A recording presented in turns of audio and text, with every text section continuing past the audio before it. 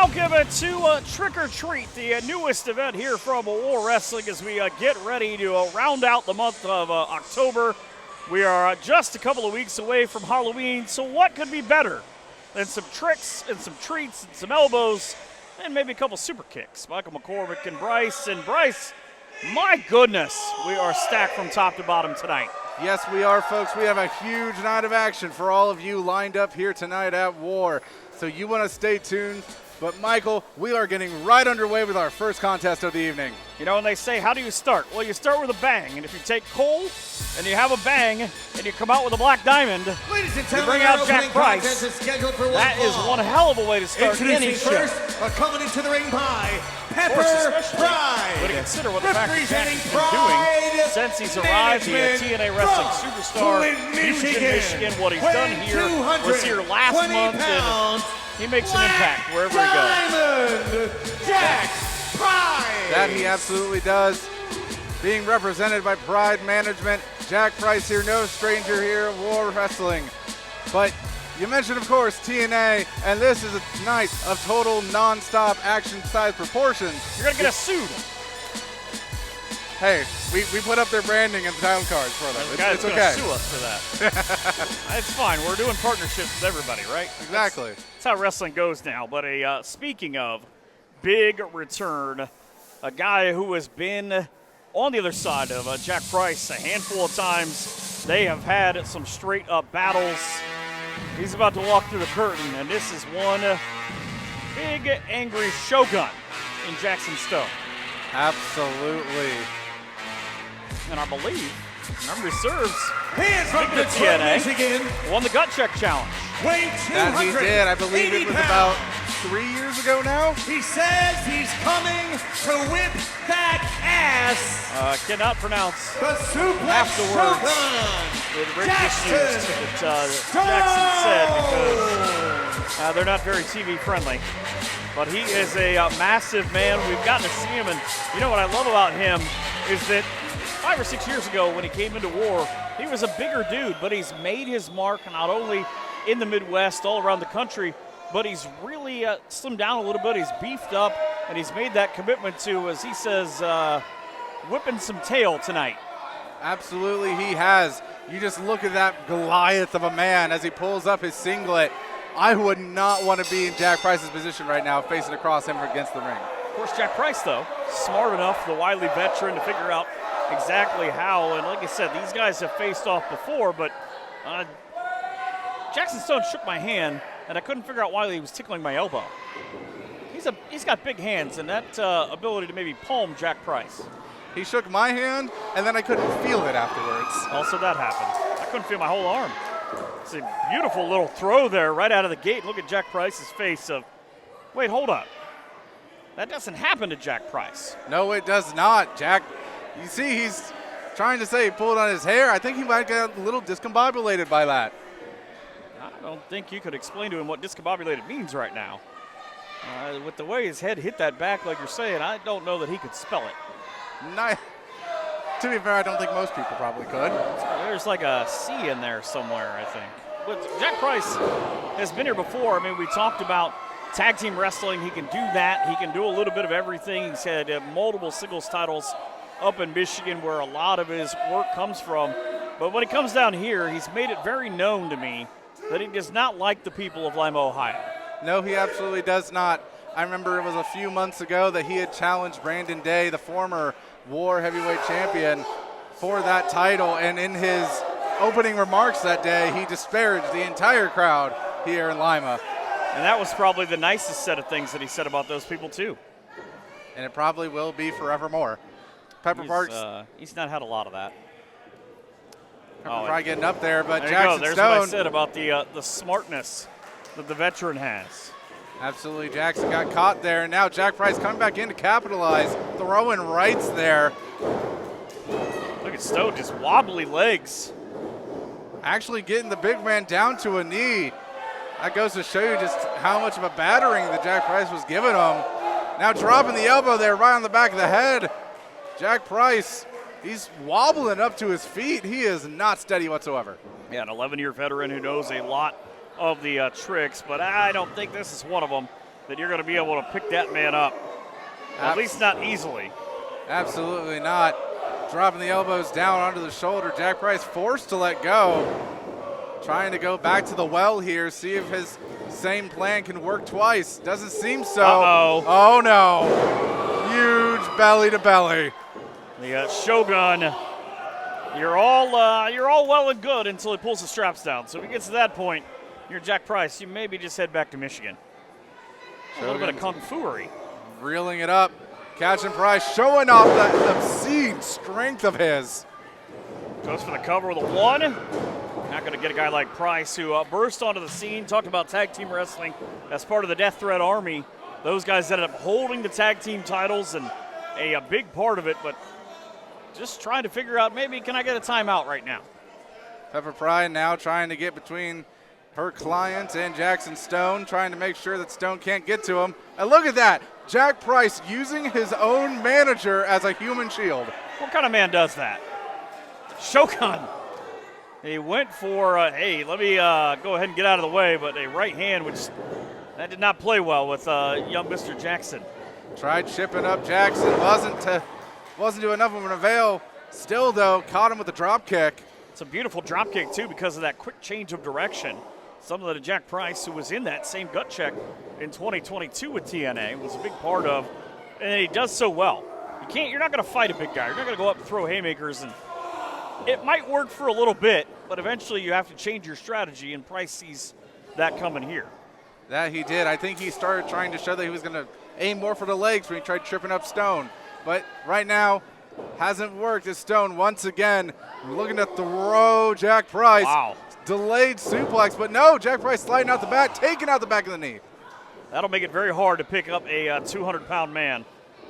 But Stone trying to use that power base. Like I said, it's not fancy, but Jack will take every opportunity. Doesn't matter what limb it is, but it's pretty simple logic. If you continue to kick a big guy in the knee, he's not going to be able to, 1, pick you up, or 2, chase you around. Very true. Oh, come on. Slapped her upside the head there from Pepper Pride. Oh, no. And Stone is not taking kindly to it. She better run away. Jack's just realizing what's going on here. Trying to formulate a plan where he sees Stone on the outside. Jack, full head of steam, and look at that. A corkscrew on his way out. Phenomenal show of athleticism there from Jack Price. Jaxon Stone there. Caught onto the floor. The Shogun seems to be out like a light right now as he's rolled back in. Price traditionally loves to go high risk and finish off matches, but he's got Shogun now clutching his knee in the middle of the ring. Is this going to result in a high reward? No, it's not, but roll through. Here comes the speed. That huge leg lariat. That's got to be enough, right? You would think 2. And so shockingly, it's not. Somehow Shogun using the power. The Shogun leering the crowd here in Lima, Ohio. Cheer him on. Jack Price does not look pleased by that whatsoever. No, Price maybe trying to take the big man off his feet, or at least put him to sleep. That has got to be a massive, hard thing to do with trying to put your arms all the way around that huge neck of Jaxon Stone. Absolutely, but hey, victory by referee stoppage is still a victory to Jack Price. But Price has got to be weary of where his shoulders are, because Shogun just quickly able to roll him over. True, it looks like Price very, very aware of where his left shoulder is currently, as the Shogun still trying to fight out of the grips of the Black Diamond. Trying to use the fans to get him back in here. Thrashing about, but Jack Price still has a tight, tight grip on him. And a beautiful drop. It's smart enough that he held onto the leg. Thought maybe he was going for the pin. I thought so too, but I think he's going for round 2. I think he might have dropped Price right on the back of his head. And still, doesn't feel like that's enough to end this match. I mean, leave it for me to say whether or not something's going to be enough, but you would have thought after 2 massive blows like that, Michael, that would have been it. I think that he thought it was going to be it too. Said, you know, if one is good, watch what I can do with the second one. Now looking for that. Thought he was going T-bone. Oh! I can't even tell you a fancy name for that, but effective. Absolutely, Jack Price. He is limp on the floor. That's got to be it. 1, 2, and somehow Price is able to get his shoulder up. I thought for sure that's kind of a modified. He was looking maybe T-bone suplex or an exploder at first, but just dropped Jack Price right on his face. Yeah, and Jack Price right now, despite having kicked out, he is still prone there, but he's picked back up again by the Shogun. Shogun. Oh. Yeah, the referee just quickly got himself out of the way. Just imagine, though, part of a tag team, the Monsters of Destruction. Imagine Shogun and Papa Dingo both standing on the other side of the mat from you. Oh, that would be enough to make me just leave. Price, with a little bit of help. No, the way that it ends this way.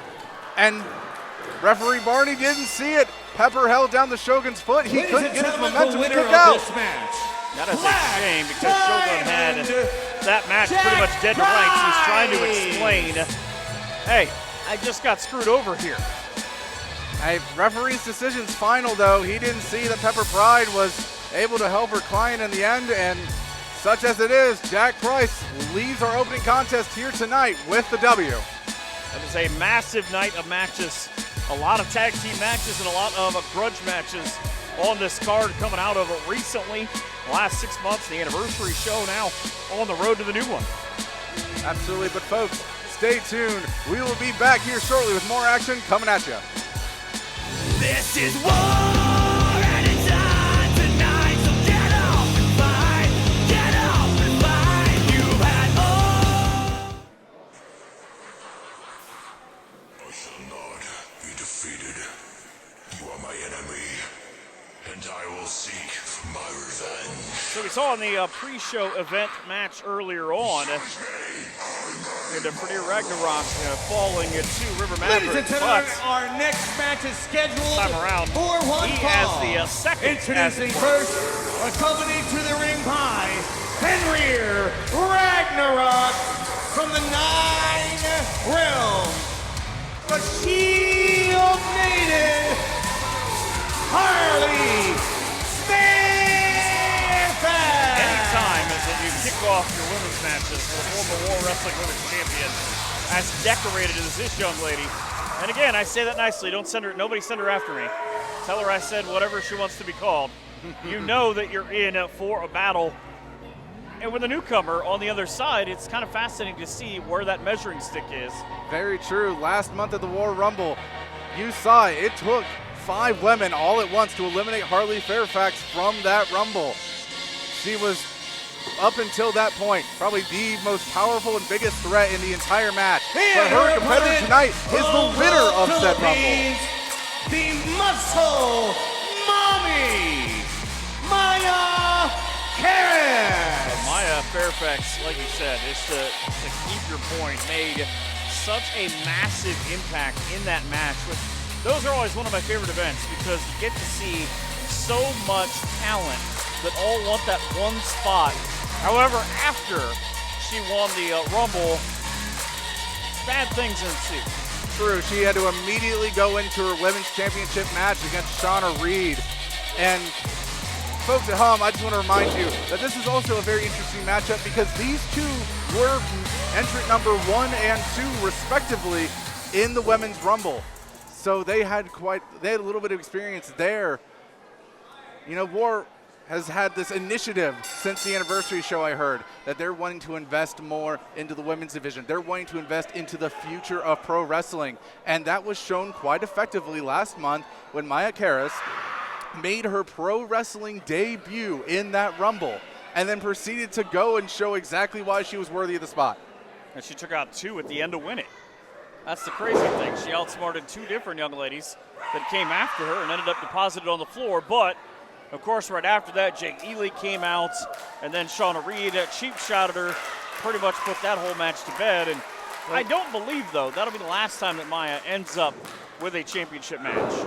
Neither do I, but right now we are in here and now as Harley Fairfax looking to trying to get her way back up the ranks to get to her own championship opportunity, as she's just been throwing Maya back into the corner repeatedly. Yeah, she's been doing that to a lot of would-be competitors. It doesn't matter what the initials are on the promotion. She just wants to show up and fight. We don't care what it's for, who it's for. That's pretty much the entire MO of this duo. Absolutely. Shield Wall are all about showing one thing, and that is why they are warriors through and through. The nature of competition is not just about sportsmanship, it is their livelihood. How about the fact that she just threw Maya halfway across the ring, and not only that, started smiling and asked her, "Are you sure you want to fight? Are you scared of me?" I know I would be. I'm all the way up here, and I'm afraid. I'm afraid for Maya. The Muscle Mommy, though, still braving forth, going trading blows with the Shield Maiden. And under any other circumstance, I wouldn't say that's a smart idea, specifically for something like that. That not even a complete slam, just more of a disrespectful toss.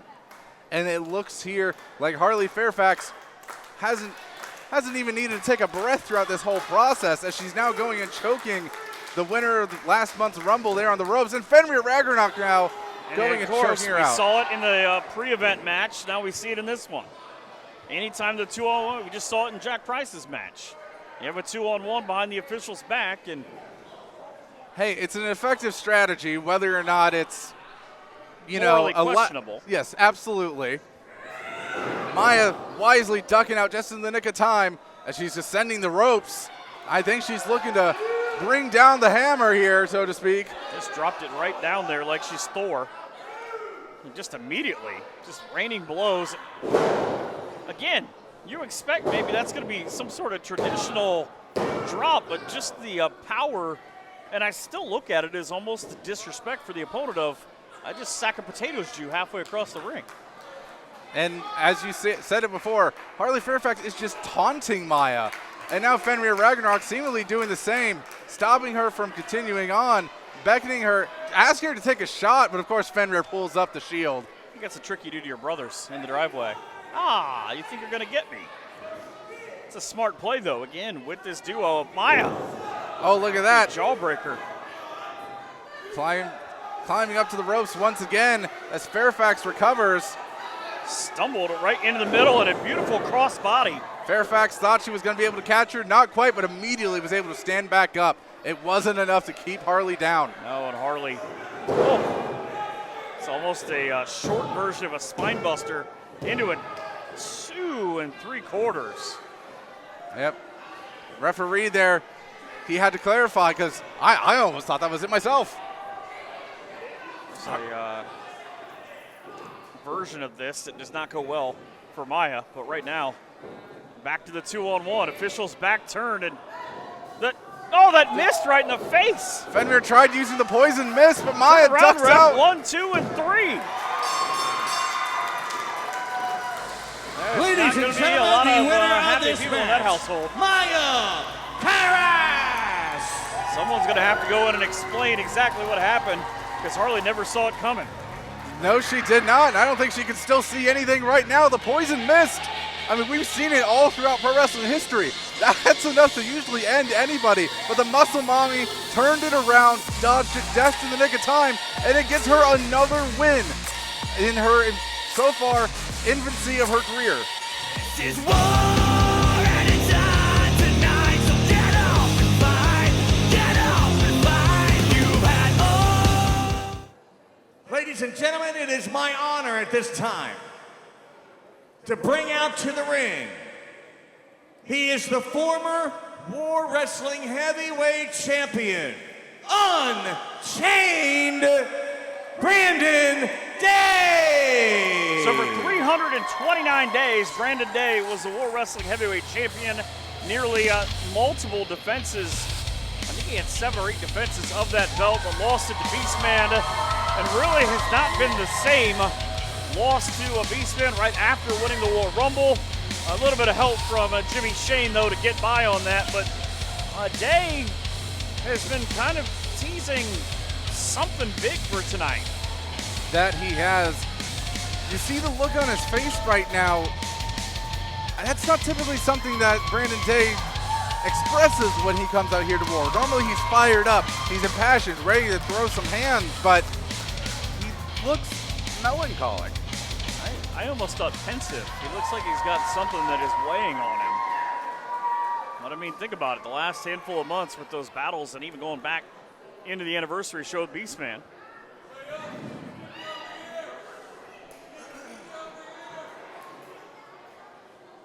This is going to hurt. Those are words I've said a lot, countless times over the last couple of years.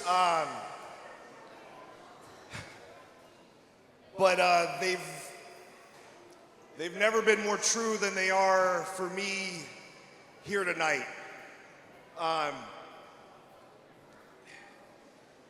I've always come out here and I've fought from my heart. So I feel it only right that I speak from that same place tonight. So if you guys will indulge me for just a few minutes here, I have something really important I need to get off my chest. Professional wrestling has always been my entire life. From the time I was a baby in the bassinet watching it on TV, until I wasn't even old enough to articulate the thought of what I wanted to be when I grew up, I knew in my soul that I was meant to be a pro wrestler. As a little boy, that was my safe space, that was my escape. I could get lost in the athleticism and the physicality and the presentation of it and get away from what was a less than ideal childhood. As I got older, it became a way to connect with other people. I've always been a loner. I've never made friends easy. I still don't. But we all know as fans of professional wrestling or people involved in the pro wrestling business, we get it. Somebody outside of it, they just don't understand, right? Even if we can't put it into words, I can look at you and I can know that we both get what's happening here tonight. And that was a way for me to develop relationships and find a place to belong when I didn't.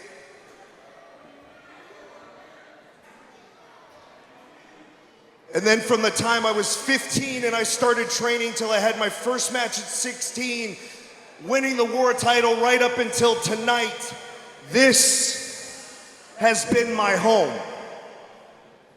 And more importantly, war wrestling has been my home. This doesn't sound like he's going anywhere positive. No, it does not. You guys have seen me go through a lot, from being a gun for hire to forming corruption to ending it to chasing and winning that heavyweight title. I took a lot of pride in knowing that if you bought a ticket or you bought a t-shirt or a picture or whatever it was for me, that you knew you got your money's worth each and every single time. Nothing less than my absolute best would be good enough for me, and I wouldn't allow myself to do that to any of you. And what made me good, frankly, what made me better than everybody else, was not the moves that I could do.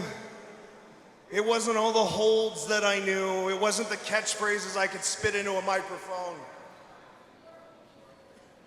It was my ability, and more importantly, my willingness to absorb more pain and more punishment than the other guy could give. Go back and watch the cage match. So you guys have seen it time after time. I never needed anybody to watch my back. I never asked for anybody's help.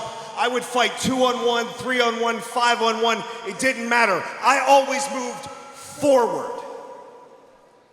You could put the devil himself right across the ring from me. I'll look him in the eye and I won't blink, because there is no hell he can put me through that I can't handle.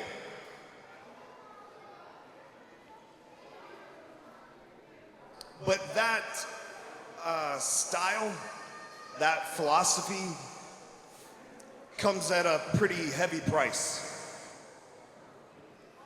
And you guys have seen the worst of it over the last 2.5 years. Broken bones, torn muscles, concussions, buckets of blood that I've spilt in this ring. But what you guys haven't seen is the mental and emotional toll that takes out of somebody.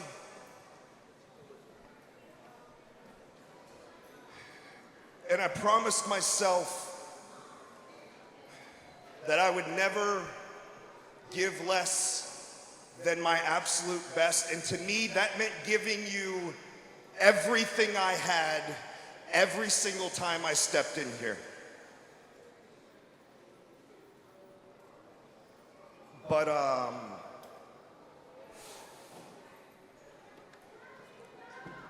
I'm tired. What? I'm real tired, guys. He's a guy who has unlimited energy. I don't have anything left. Wow. That's the biggest admittance I think I've ever heard Brandon say. So rather than give you less than my best, I'm here tonight to announce my retirement from professional wrestling. No. No. It can't be. This is a guy 5 years ago tonight in this building was in a four-way with Beastman, who is then worked his way up to being champion and gives everything.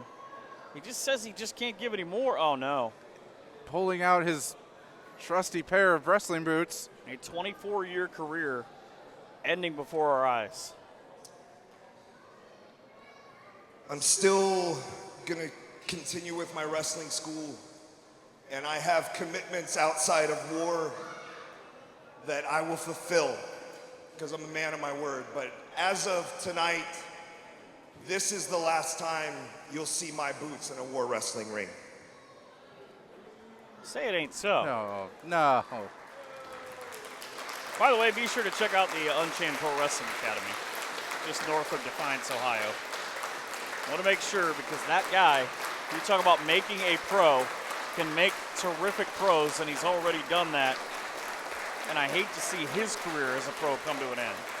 I do as well, and the crowd here in Lima paying him the respect he deserves. Before I go, if it's okay with you guys, I'd like to say thank you to a couple people. To my trainers and my mentors, of which I've been blessed to have many over the last 24 years. Sean, Shorty, Dirty Money, Shane Douglas, Taz, EC3, thank you guys. Thank you guys for pouring into me and believing in me. And I hope I made you proud.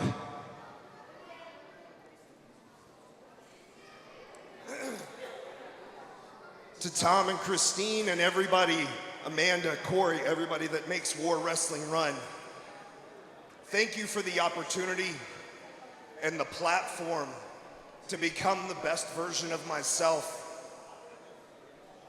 Thank you for giving me a home.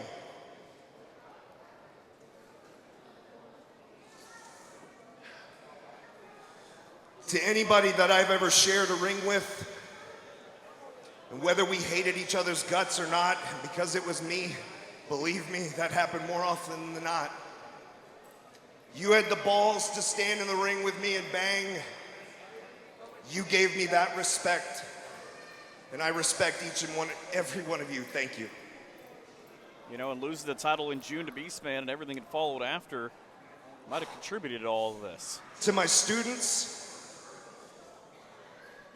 you guys have changed my life. You have no idea how proud I am of you. How much your accomplishments mean more than mine do to me. Thank you for trusting me with your safety, with your training and your careers. This cannot be an easy thing for Brandon Day to be doing. Absolutely not. To my family, I know I'm not the easiest guy to deal with. And I know that even though you weren't in the ring with me or on the road with me, that every beating I ever took in here, they took with me. And so every victory I ever had was yours too. Your love and support, no matter what, means the world to me. Thank you. Another very well-deserved round of applause for a man who has absolutely given no less than 110% throughout his entire career. I think you could clap from here to next November, and it wouldn't be enough to say thank you for what this man's done.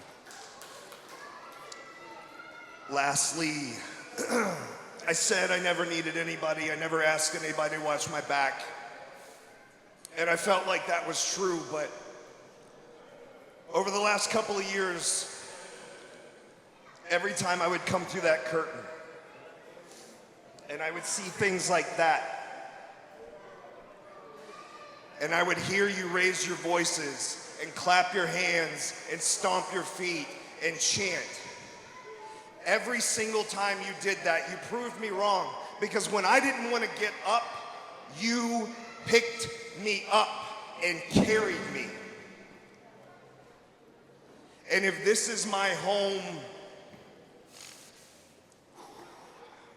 that makes you guys my family.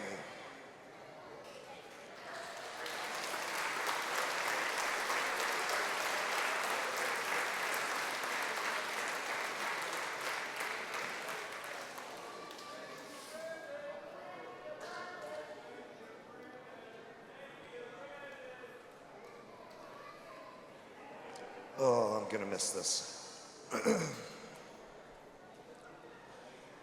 Thank you all from the bottom of my heart for letting that little boy from Stewartstraff, Virginia, get to live his dream for just a little while. I'm sorry I don't have anything left to give. Thank you.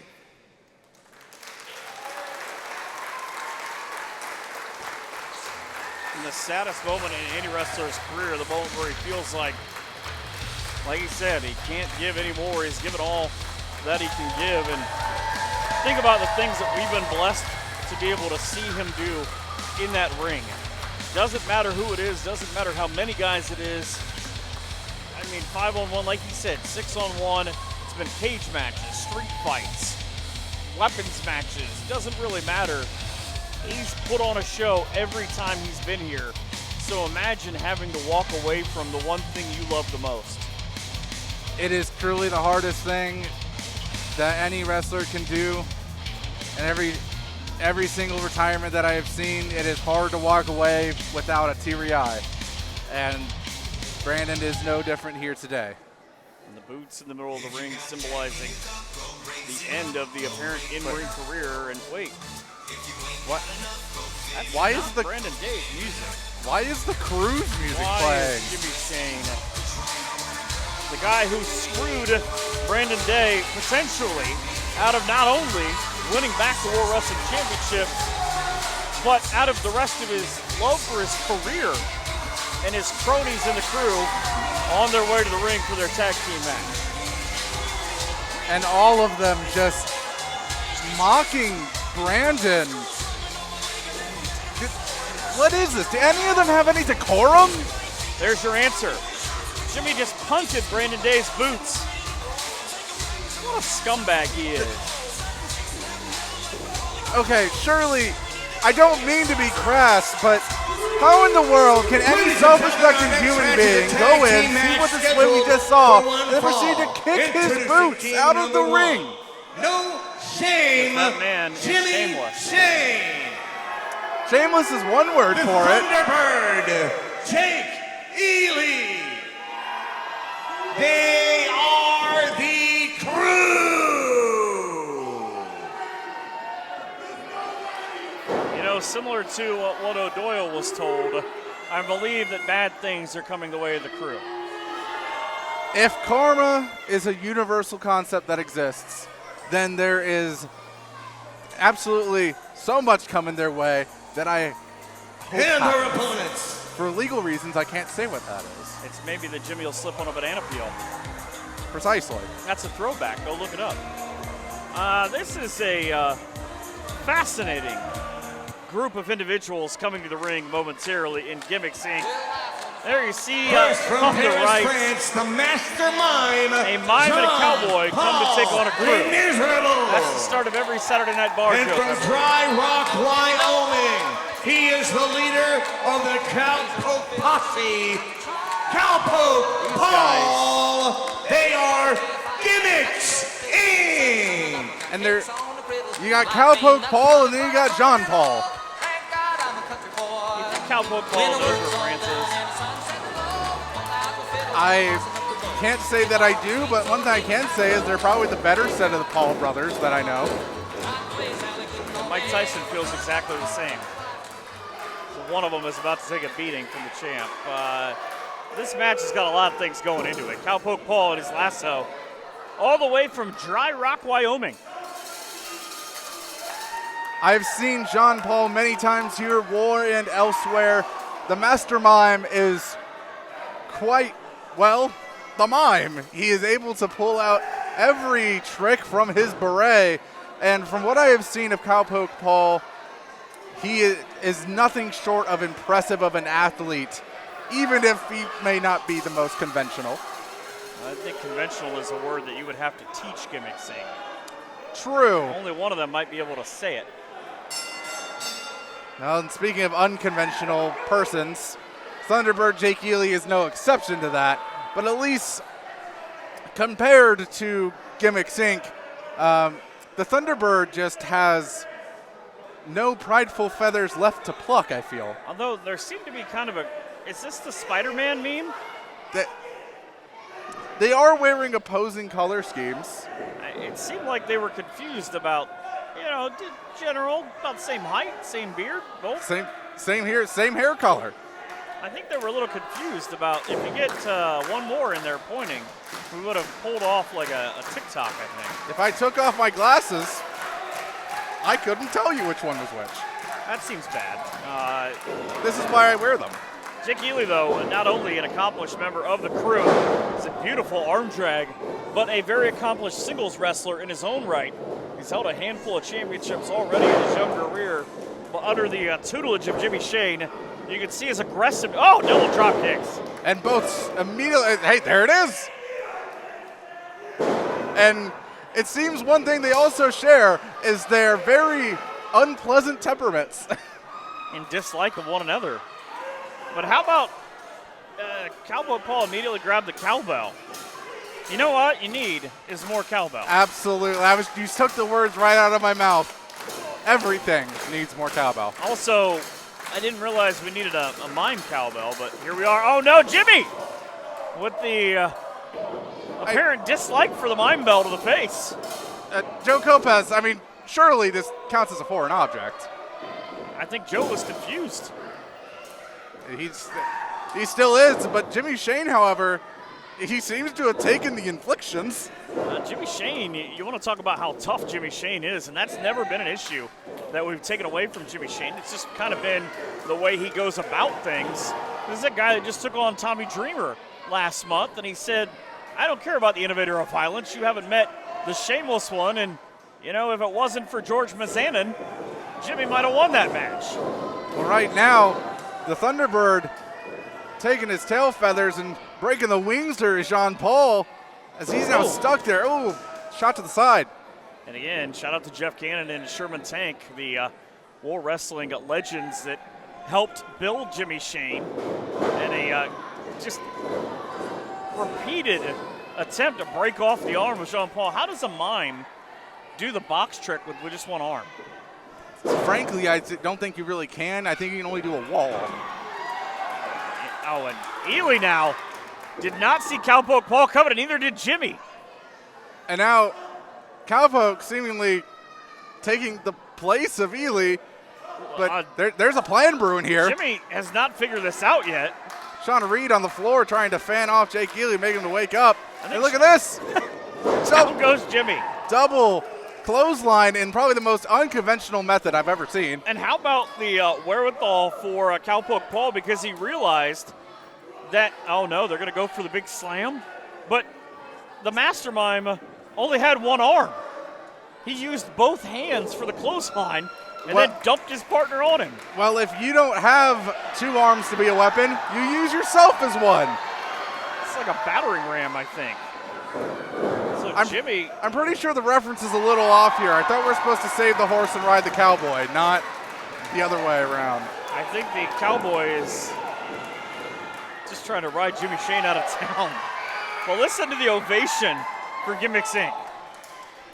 I mean, I will gladly take Jimmy Shane getting driven out of town after the display that we saw earlier. The disrespect with Brandon Day. And again, after screwing him out of the World Wrestling Championship, the blind tag and the monkey flip. Jake Ely writhing there on the floor right now. John Paul has a different name if it's done by a cowboy. Probably something like the. Yeah, there's really no. Oh, and Jimmy, again, multiple-year veteran now sending his opponent into the front row.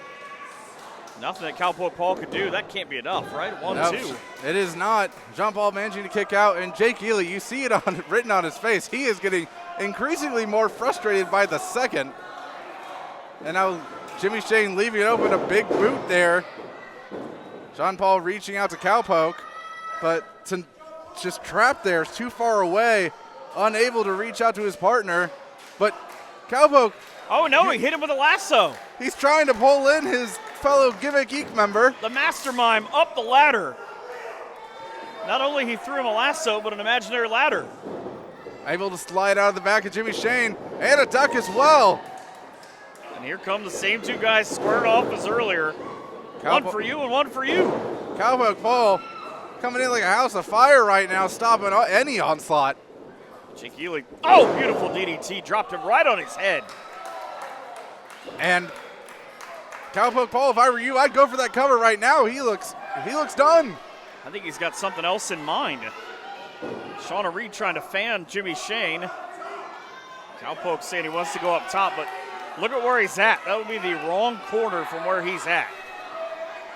I mean, maybe the Cowboys got some hops to him. I'm not sure. He's going to have a jump a long way before the Thunderbird flies away. Now Jimmy Shane with the blind tag, and Paul went for that monkey flip that he had earlier, but Jimmy who made that blind tag, I think he might have thumbed him in the eye. Oh. Seems so. And now winding up those rights. Cowpoke Paul on unsteady legs, but out the back. Turned it. Stunner. Beautiful turnaround there from Cowpoke, but was that, did Shawna Reed just slide something to Jimmy Shane? I would say there's a good chance. Jake Ely running interference, and Jimmy now with that chain, the Shane chain. 619 there to the side of Jake Ely. Cowpoke. It got him right in the gut. And there we see gigantic Uranagi there from Jimmy Shane. It's probably going to be it. 1, yes, 2, and 3. it is. So a little bit of help from the Ladies and gentlemen, the winners of this match, no shame, Jimmy Shane. The Thunderbird, Jake Ely. Again, another match stolen by the Krue.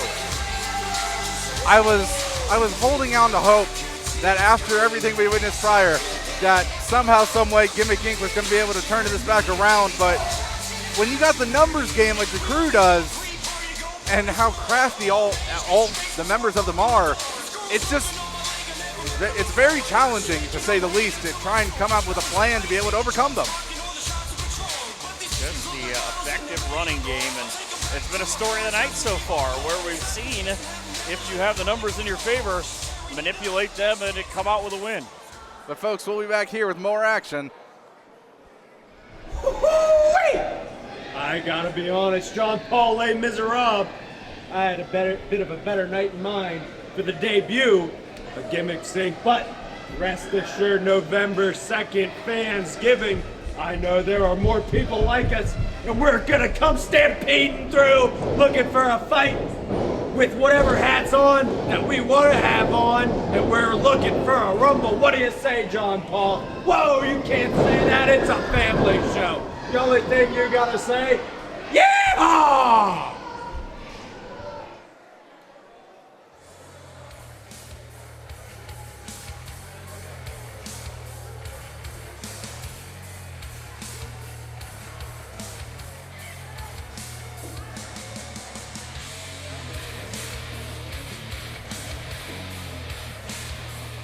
saw tonight, the Ladies and gentlemen, opponent our next match for this is man, the scheduled for professional one Brandon fall. Fields, was savagely Introducing attacked first from by the Wikked. Powell, Ohio, the professional Brandon Fields.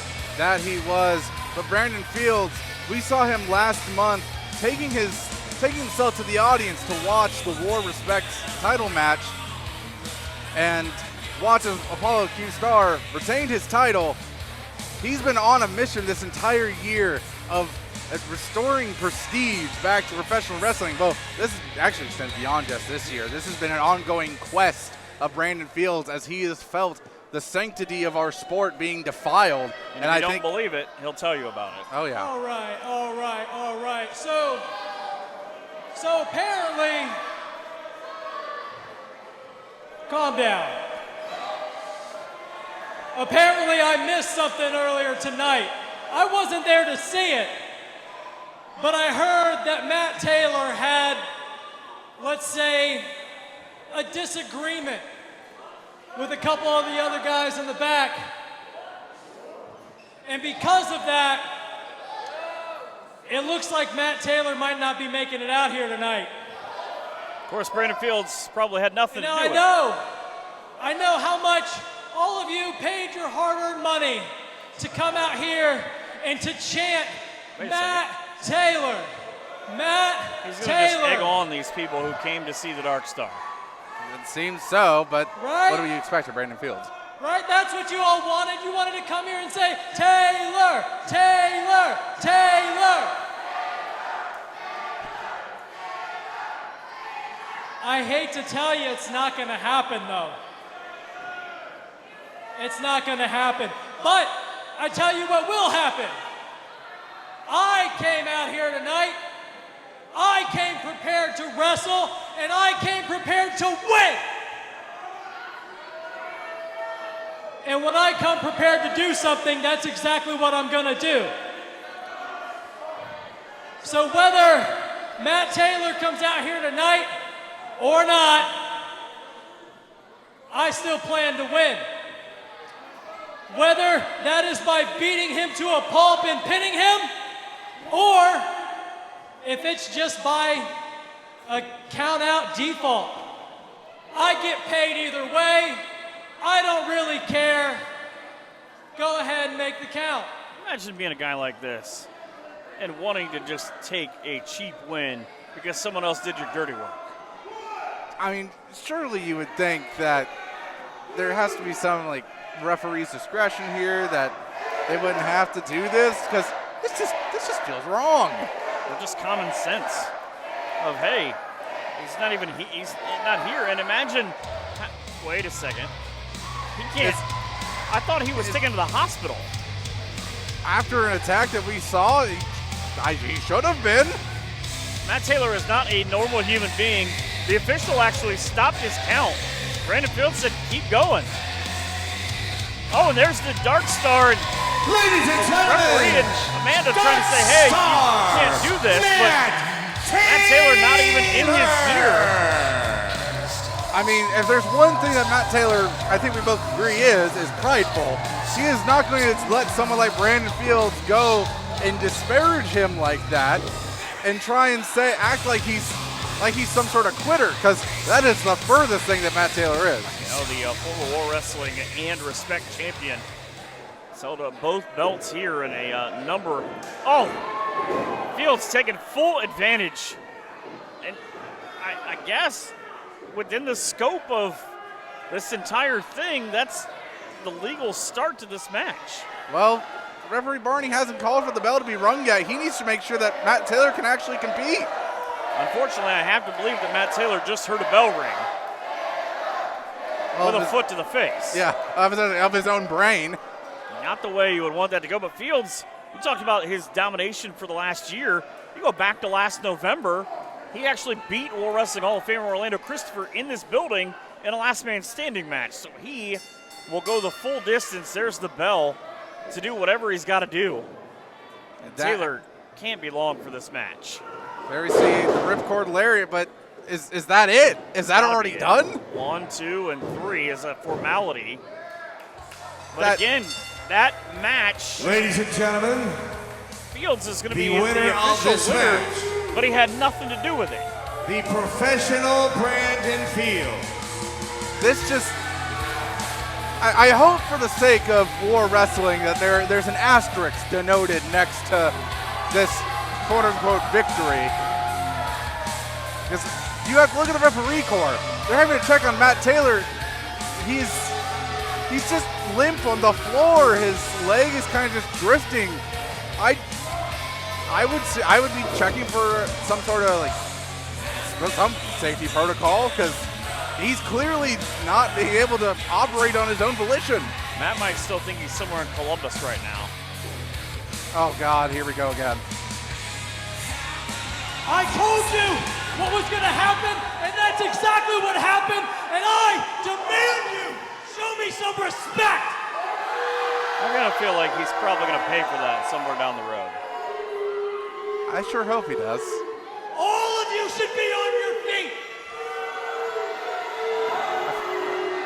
Why do I feel like we're going to be saying that a lot more? One thing that people in Lima, Ohio like being told is told what to do. Clearly, as evidenced. It's what amounts to I suck. 60-second Who? assault. Who just had their hand raised, huh? Crowd is just not, they're just not feeling Brandon Fields the way Brandon Fields is feeling Brandon Fields. I don't think they've ever felt Brandon Fields. No, He's a very self-serving man, and take that as it may, it's just the truth. He beat up John Paul, he beat up Matt Taylor. He's not a very happy figure, it appears, but call it what you want, he's heading to the pay window as a winner tonight. Well, for the sake of our program here tonight, I hope the next match of our event is with a little bit more self-preservation involved.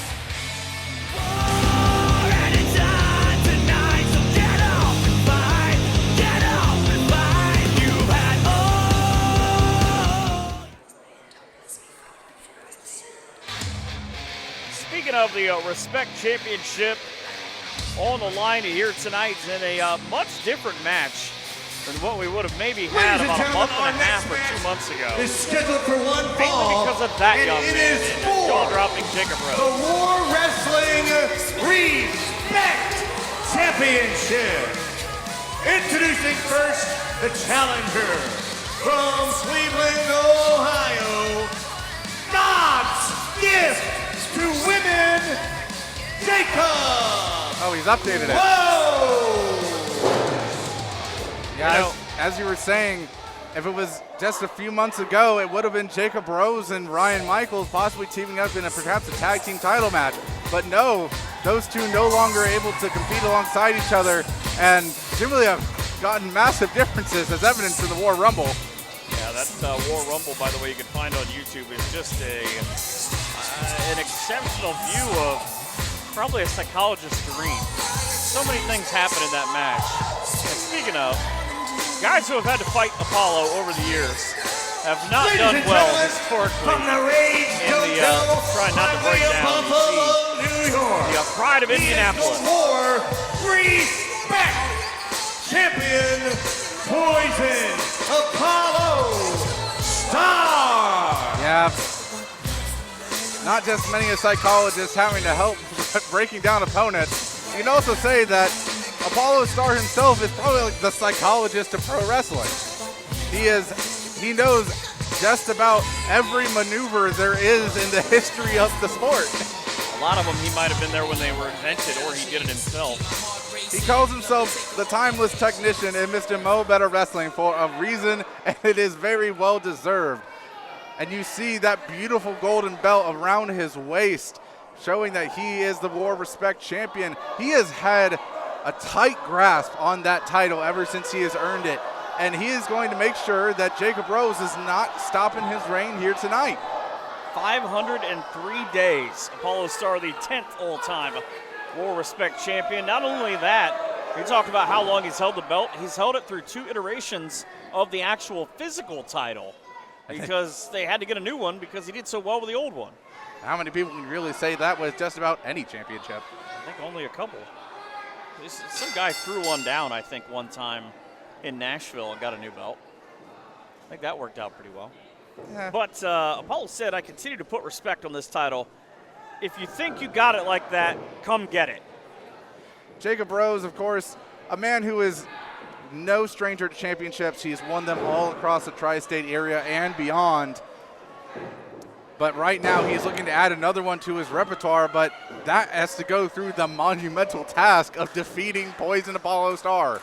You know, he's a huge Cleveland guy, is Jacob Rose, and probably thrilled after the Guardians dismantled the Tigers this afternoon.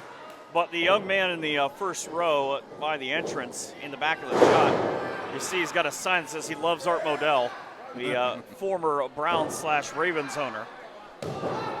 He probably does. He's got a huge nod to the blue or the black and the purple there. This is true. And look, I have to say, for both men, purple's a good color. Unless it's Apollo's color and he punches you in the mouth for wearing it. That's true. Which is also potentially about to happen. But And Apollo, he did it almost right on cue. Just straight forearms. Mr. Mo Better Wrestling has been around for a while. He invented half the tricks, just like that one. And look at that, wisely taking the leg. And I thought he was going to pull Jacob out. Well, lo and behold. I think Jacob would have been better if he pulled him out. How many times you see a guy be spun right round and then just punched in the face? I think the only person I've ever seen do it is Apollo. Apollo is one of my favorites because he's not a War Wrestling original, but he's about as close as you're going to get. A guy who's been around. It doesn't really matter what kind of match we've had over the years here in War. He's been a part of it, of course, a War Wrestling Hall of Famer. He and Drew Skills with the Soul Shooters, baby. That's how the song used to go. But he knows every part of how to dissect an opponent. Big, small, tall, doesn't matter what or who it is. And as I had mentioned last month, he's one of the few Hall of Famers that actually continues to wrestle to this day. So that just goes to show how masterful of a, not just a technician, but as a wrestler as a whole that Apollo is. What a beautiful takedown right before that, though. Indeed, and a wonderful backbreaker there as well. You know, when we talked about Apollo, and I always said, if you want this title, come try to take it from me. 503 days and a huge clothesline sends Rose's head banged off the floor. But think about what Apollo's willing to do to keep this title. He tried to keep his own son, Cassius, from having to fight his dad. He said, you don't want that smoke. Ended up doing it, and we saw how it ended back in June. But Apollo said, as every father would, this is going to hurt me more than it hurts you. That he did, and that just goes to show that if a man is willing to do that to his own flesh and blood, then he's willing to do anything to anybody else, especially someone like Jacob Rose, who lest we all forget, former member of the Entourage. I'm not quite sure what the status is. Again? I mean, as far as we saw from last month, according to the War Rumble, Nick Khan had one chance to come back into War, and that was by winning the Rumble, which he did not do. And a young man, but almost a veteran. I talked to Jacob Rose a couple of months ago, and it was about his ascension. And, you know, we asked, huge suplex on Apollo. I don't know if that's going to be enough for the cover, but one and barely a one. About, you know, what's your aspiration? Eventually, however it is, the Entourage could potentially not be a thing. And he said, you know, at all times I got to do what's best for me, but having those guys around is nice, of course. That it is, as we've seen evidence tonight with the likes of the Krue. Having the numbers game is always handy. But right now, Jacob Rose is here to show that he is just as equally capable of a performer as a wrestler in his own right on his own. And of course, he's not going to let anyone like Apollo say otherwise. House of Fire quickly going for covers. 1, 2, and Apollo powers out. And it just seems to have kind of annoyed him. Jacob, of course, the difference in his demeanor being even look down to his t-shirt. He's got his own now instead of having a Humble Land or a Entourage shirt on. The question is, what is the mental status of his former tag team partner? And we'll find out maybe later on. Right now, Rose, super kick right into the face of Apollo. Picture perfect precision there, but it still wasn't enough to get the 3 count. Guys who have beaten Apollo Starr have done some pretty bad things to him. I mean, you think about that 3-second looking at the lights, you got to do something massive to Appollo, and nobody's figured it out in, well, at least 503 days. It's one of those things, people who are able to take down Apollo Starr are few and far between, and usually when that happens, it takes some sort of extra involvement. There's been a lot of bad company that have tried to do it over the years, but think about the guy that he took it from as he's now being choked out of the ropes by Jacob Rose. He beat Jack Vaughn to be able to take that away at the 20th anniversary show in May last year, and it's just been on a roll. And it's not just, hey, a month here, 2 months off. It's been a solid month in, month out of defending this title.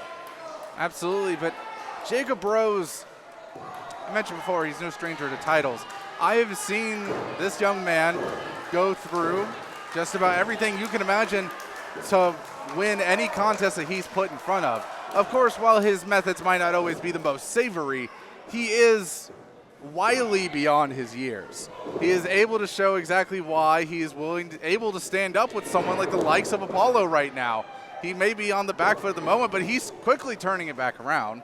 Well, he was until Appollo turned a back elbow into his face and then proceeded to do a Brandon Fields and just straight boot him. Appollo, beautiful throw. There's the wrestling portion of Mr. Mo Better Wrestling. Jacob having to use the ropes to get back up to his feet, turning him back around, only to get turned into the body shots. One thing you want to do, stay away from standing straight up with Appollo, because once that gas chamber is hooked in, wow, massive neck breaker. Massive neck breaker. Not just that, he also showed us his dance moves. Say that for the after party, Appollo. And that's been a while, too, because in the build-up to he and Cassius, one thing that you heard him talk about in this ring was no more dancing, no more BS. It's Appollo, a knee to the gut, and a kind of a shout-out for Rose. 1, 2, and 3, and almost a new champion. You got to think, though, like you just said, he said he was going to stop doing the dancing. Do you think that might be a sign of disrespect to Jacob Rose, saying that maybe Appollo isn't taking this as seriously as he should?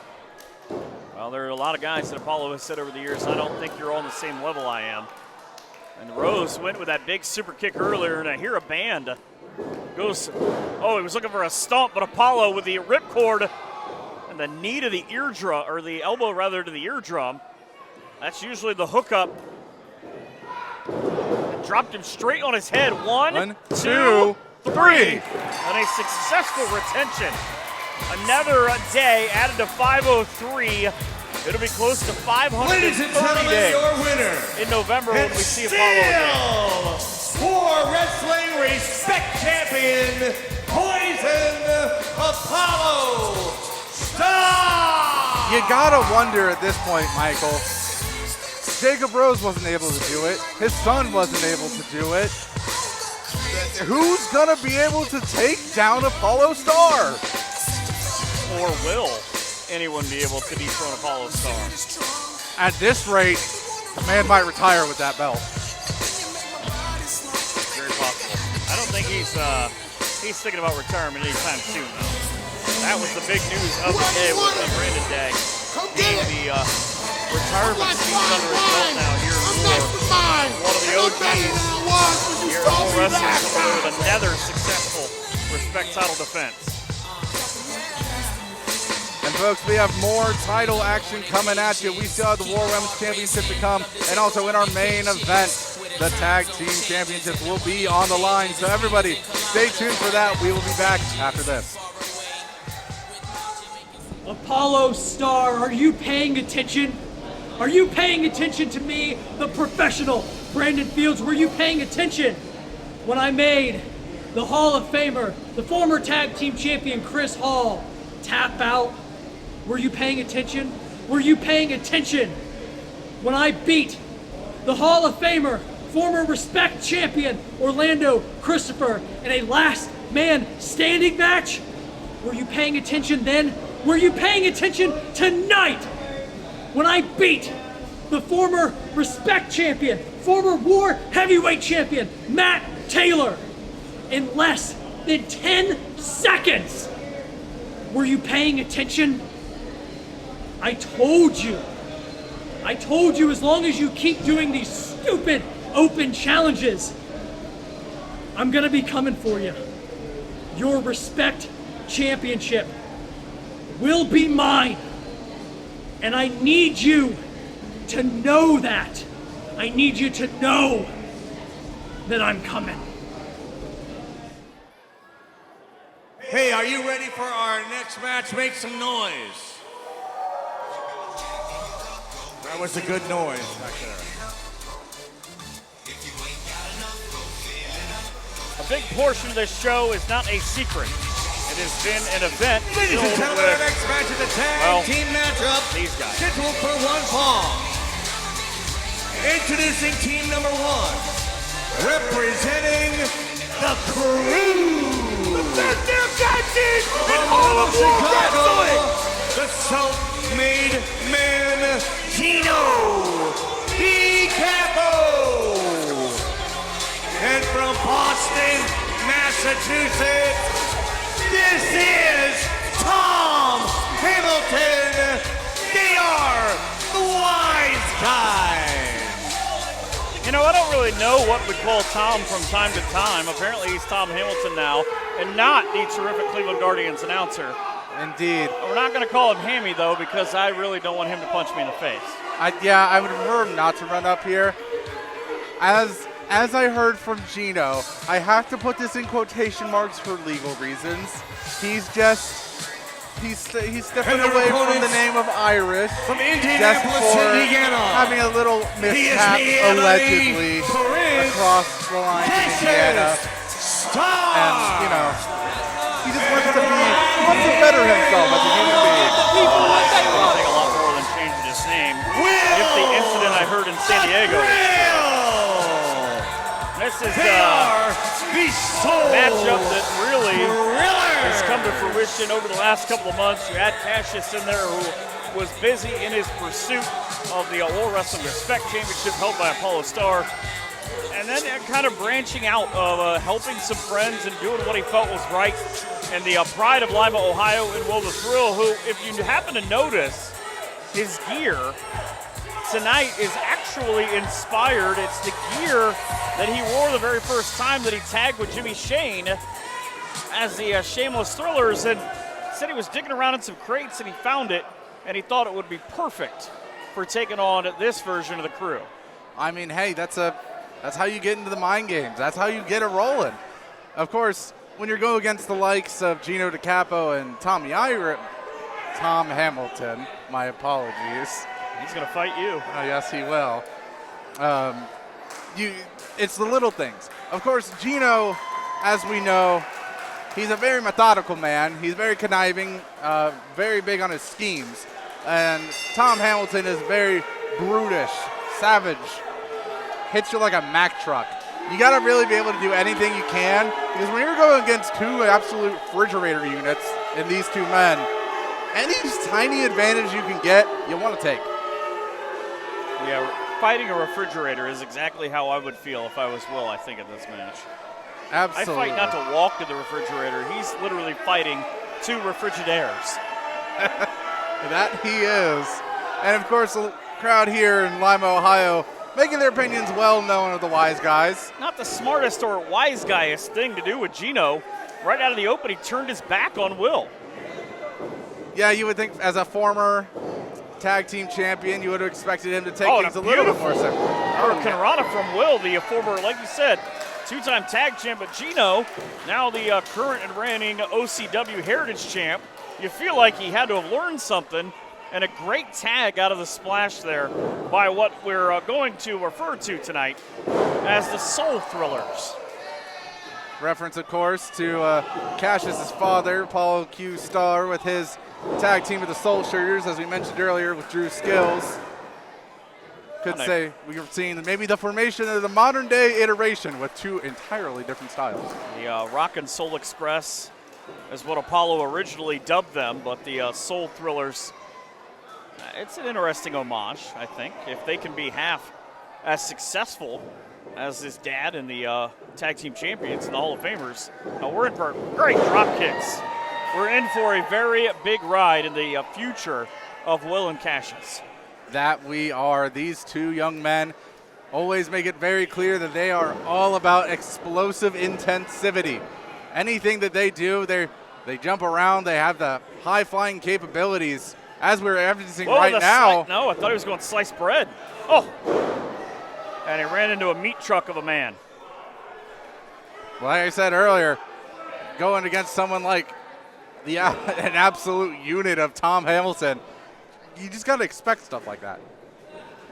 That is a gentleman who, I use the term gentleman very loosely, first of all.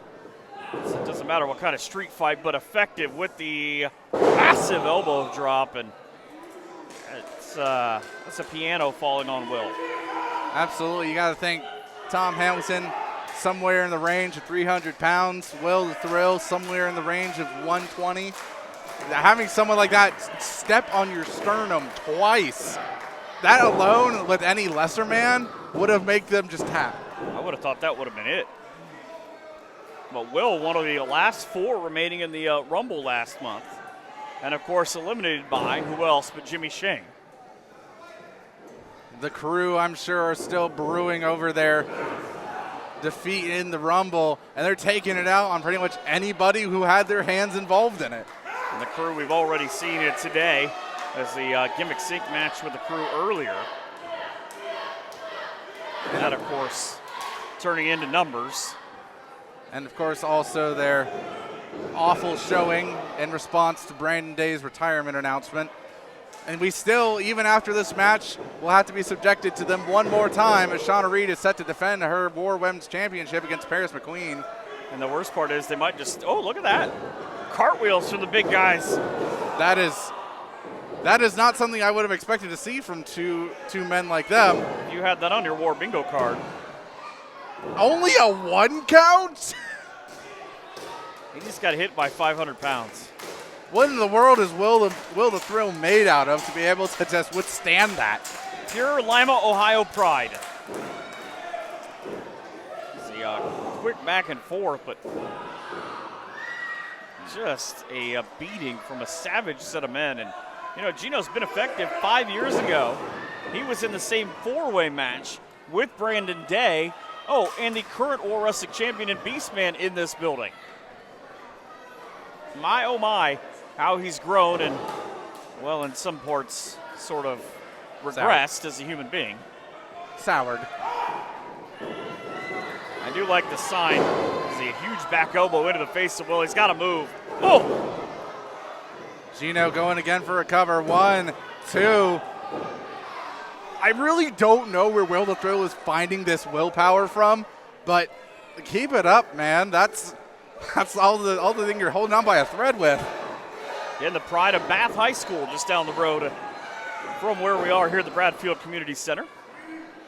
Right now, if I'm Will, I would do everything that I can to try to get back over to Cassius, but to be fair, I think he's not exactly fully lucid. Slam and the leg drop, brother. Right back down, and a great one, too. That's it. 1 and 2 and 3. No, he kicked out. Brother, what you telling me about this? Brother. Joe Kopaz, take your vitamins and just move on. Cassius from the outside trying to send some energy over to Will, get the crowd behind him. Or will him to the corner, if you will. How many times can you fit Will in a sentence? At least 2. It's Will. Thought it was going to be a backbreaker, but instead it might be a Will breaker. Gino missed with that senton. Having just enough spatial awareness to roll out of the way. Oh, and it. Oh. Very, very athletic senton there, but Will opting to go for the cover. He hit him with that roll nearly all the way from Battle Creek. Now, if I'm Will, you have a clear shot here. You know, this might be a pride thing. I think less to do with Cassius, more of I want to be the guy to put these guys away. That's what it's feeling like by the second, because you'll always hear any set of commentary team tell you, cut the ring in half, don't let your opponent get over to get the tag. Sliced bread on Gino. And it connects. Right into the center of the ring, but Will fell the wrong way. And he's still opting for the cover, too. And that big human being of a man. He's really wanting to put the Krue away. And again, I don't blame him. After all the shared history that him and Jimmy Shane have and the street fight we saw them have back at the anniversary show, and there's still lingering resentment to this day. But not as a dissent thought, but think about Cassius on the outside of, hey, do you not trust me enough? Can you let me help you? Well, Cassius finally getting the tag in, and here we see many people have called Cassius the human highlight reel for a reason. And you just see that corkscrew. Oh! Beautiful press. 1, 2. Oh, never mind. But that beautiful tornado and then into the shooting star.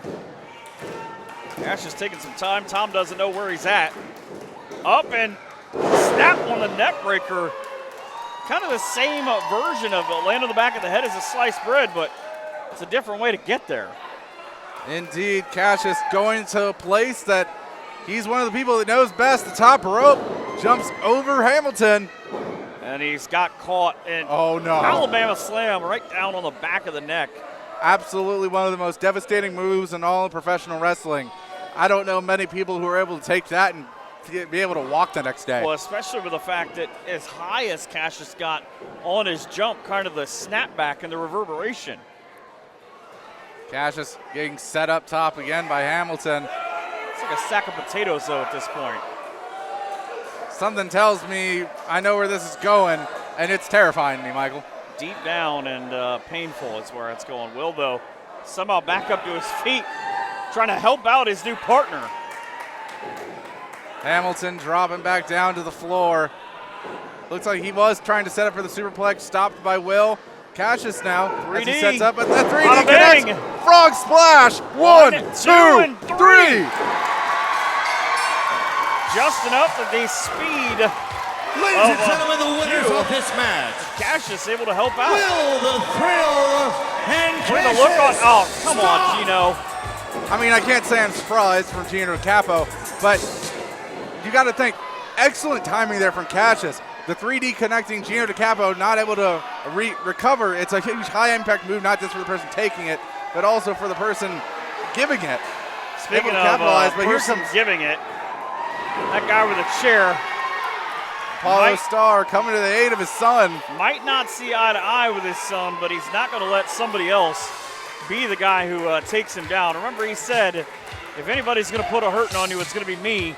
No one else is going to touch you, and he showed out why there. But conspicuous by their absence, the rest of the Krue who have got seconds as the World Wrestling Women's Champion comes out here in a couple minutes. Indeed, I'm sure we'll have to see what they have concocted. But right now, Gino DiCapo and Tom Hamilton slithering away like the snakes they are on the outside. Going to find the loser's pay window. Not a place they are accustomed to going. No, they are not, but still, excellent tag team action so far here tonight at Trick or Treat. And there's still one more tag team match to come in our main event, as it is going to be a Monsters Ball match for the War Tag Team Championships. Folks, you do not want to miss that. But stay tuned. The War Women's Championship is coming up.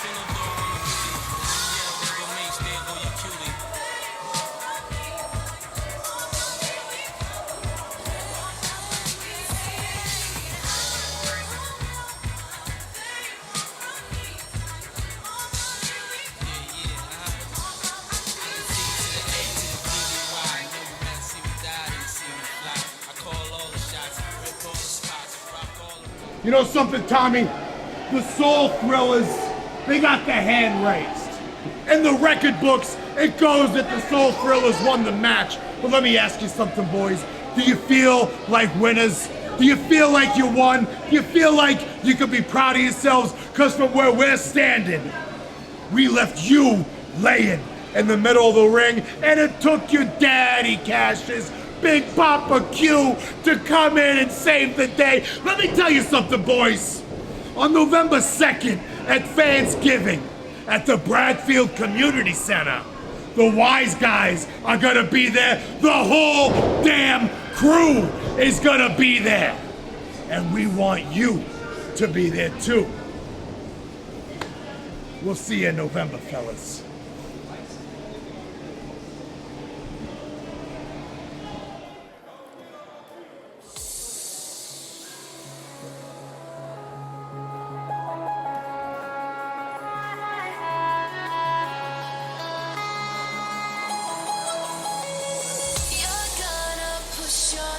You know, we talked about moments ago the lineage of the War Wrestling Women's Championship and a young lady in Shawna Reed that has held it twice, about what the Krue has done throughout the course of this night here at Trick or Treat. But one thing that we get to talk about tonight is the addition to the War Women's Wrestling roster in Paris McQueen. She will be the opponent for us tonight, but now we know where Jimmy was. For the War Wrestling Women's Championship. Introducing first, accompanied to the ring by No Shame, Jimmy Shane.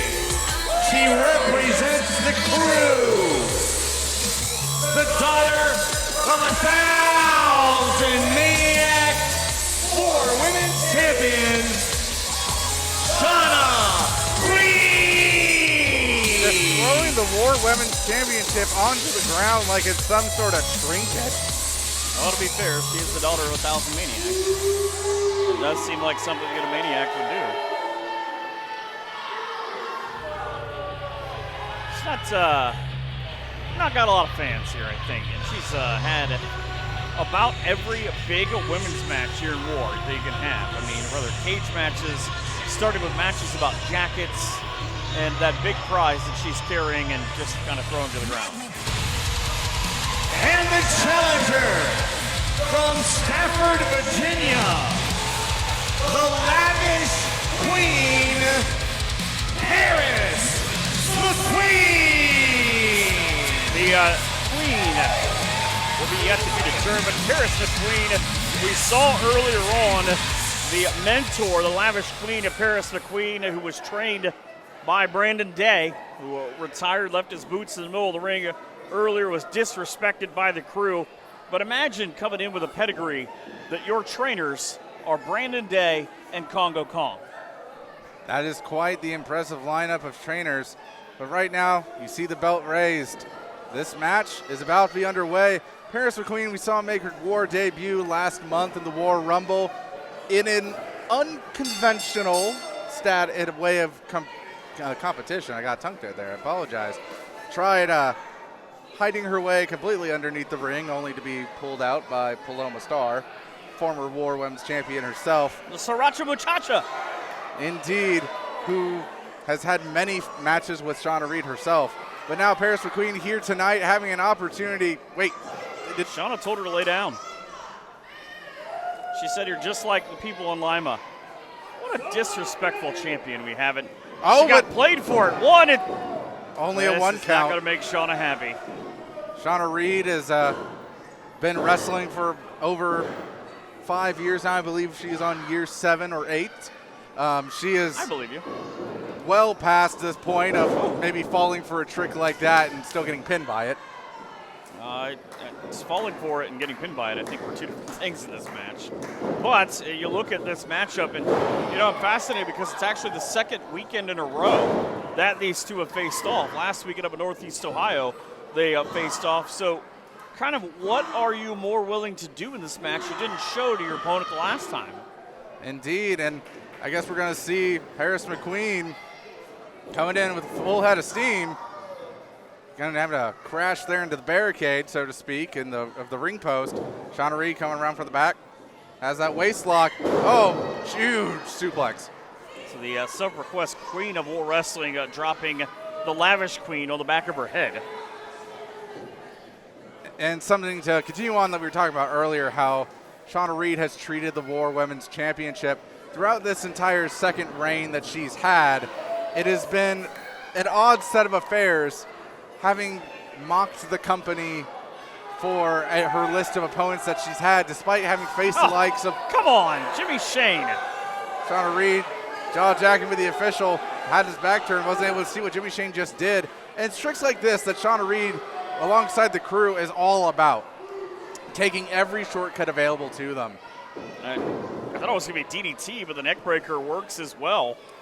Dragging her to feeling the like, center. hey, this is it. We're done here. Cocky pin, 1, 2, and just able to get the shoulder up is Caras McQueen. Caras definitely feeling in her back, though. Shawna Reed looks rather miffed as she continues pulling her back up to her feet. Caras coming off the ropes, hoping to get something, but Shawna just stopped her midway through, picks her up.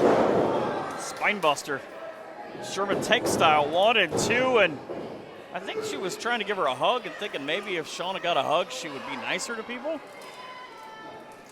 I wouldn't put my money on that, but Worth a try. it's worth it. Yeah, always worth a shot. It is the holiday season after all.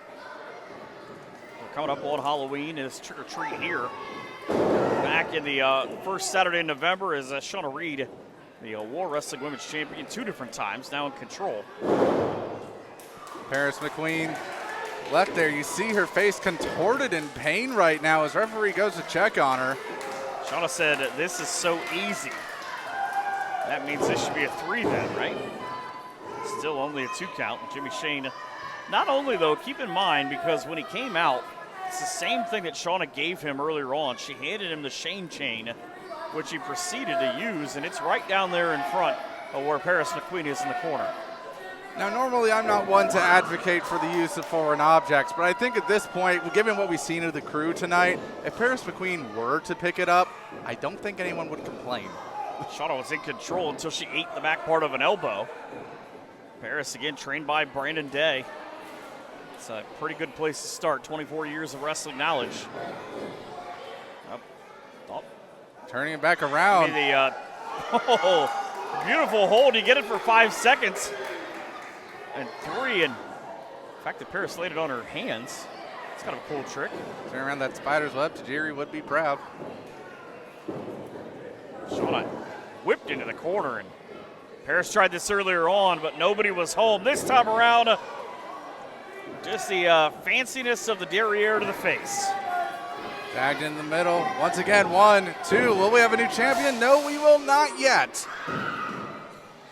Now here's the, I guess the part you don't want as much if you're not rooting for Shawna is that Paris is a little bit upset and maybe a little bit within herself of, I can't believe that didn't work. You cannot get frustrated and lose composure against Shawna. Absolutely not. Oh, huge round kick to the face. That was a lot of toe and chin. Shawna now in control, looking for the knockout. Wasn't able to get him with a face buster. That might be it. That might actually be 1, 2. Only a 2 count. Jimmy Shane looking like he just had a heart attack, though. These palpitations. Able to fight himself back, and he's not going to be all that thrilled about the folks trying to clap on the new champion, and maybe a little ravishing neck breaker, but I don't know. I think Shawna might have gotten her in the eye, and a Shawna cutter. And there's the cutter we saw her put Maya away with this last month. Is it going to be the same here today? Academic. 1, 2, and 3. Yes, it is. Shawna retaining the women's championship. Ladies and gentlemen, the winner of this match, and still for wrestling's women's champion, Shawna Reed. Similar to what we talked about earlier on about Appollo, who's going to be the lady to take that off of her? I'm not quite sure, but one thing is for certain, going into this new yearly cycle for War, there is a whole new crop of women's talent able to take their chances against the War Women's Champion. So I think it will be very intriguing to see who that person ends up being.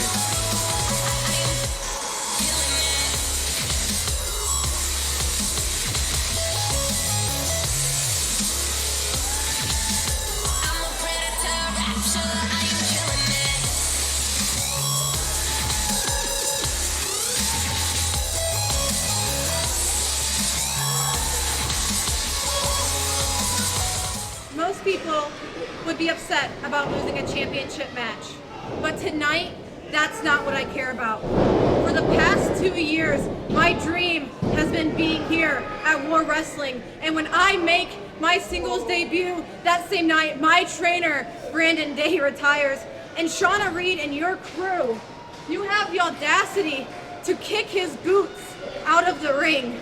But I promise you this, Shawna, this isn't over. This does not end tonight, and this is going to hurt. Another night of War Wrestling, same outcome. it ended with my hand held high and your forever champion, still the War Women's Champion. But you know what I've noticed? War's actually giving me opponents, but they're giving me rookies. Maya last month, finished her easily, and now tonight, the worst of the worst. Someone trained by Brandon Day. Seriously? Well, he retired, and I sent her into an early retirement. And you know what? I'm gonna take the next 1-2 months off. I need some me time, rest the body. It takes a lot being the Forever War Women's Champion. So once War actually gets me a suitable opponent, I'll return. Or unless my boys need me. Toodles.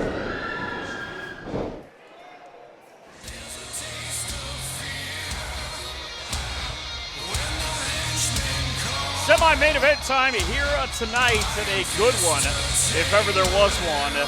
We're going to finish with a tag team match of Full Destruction, but this, a singles match, Our next match is scheduled for one with a fall. gentleman you see Introducing first, usually wearing the sunglasses all the way through the match, but entering the War Rumble, he took them off, threw them down, said, I don't need any more of this. And a guy in the ring now with Ryan Michaels that maybe trying to figure out who he is, similar to what we talked about his former tag team partner earlier.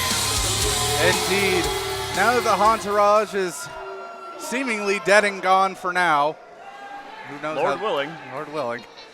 Ryan Michaels is here back in War to find himself, but also just to prove that he's not just a tag team competitor. He is a veteran through and through. He has held title after title. But to prove that you are a guy at the top of the chain, you got to go through a man like the one who just stepped in the curtain. A War Wrestling Hall of Famer, and one of the only craziest bastards that I've seen in this building jump off where we are sitting at and try to end another human being. And it's at least 10 to 15 feet high. Orlando Christopher, considered by many to be a measuring stick of sorts here in War Wrestling. War Wrestling Hall of Famer, many multi-decade veteran in his own right. Sometimes he can just get dirty. Very, very true. Orlando Christopher is kind of a jack of all trades. He's done just about everything there is to do in War Wrestling, and I think he's going to prove once again why he has that honored distinction of being a Hall of Famer. And the only thing that he hasn't done is win the big prize here in War, but this is the kind of match, especially if you're Ryan Michaels on the other side, if you're able to win. But Orlando Christopher constantly in that conversation of, you know, should he be a guy getting a title match against Beastman? Or whoever the champion is. I assume it's going to be Beastman for a while because, well, how do you fight the mountain? You're not wrong. So far, he's had a very tight grasp on it. Orlando Christopher, of course, took a bit of time away from the ring, now having seemingly returned at War for a full time. Now locking eyes with Ryan Michaels. And you can tell just immediately the air in the room has changed. He hit the photographer with his coat. That'll be a great picture as the coat's coming your way. But, you know, Orlando Christopher has, to finish your point, is kind of been that guy that, you know, he just kind of said it twice right at the photographer that, you know, I needed some time away. I needed to find myself, did some traveling, did some soul searching, and, you know, said maybe I didn't enjoy wrestling the way that I did back in the day once upon a time, but he has come in on just an absolute tear, whether it's here or whether it's up in Michigan or Indiana, wherever he's booked, even up into Canada. You put a guy like this on your show, you know you're in for one guy that is going to go out and try to steal the entire night. Absolutely. And Ryan Michaels in his own right is the type of guy who does the exact same. Right now, though, looks like he's asking for a microphone, not seemingly being granted one.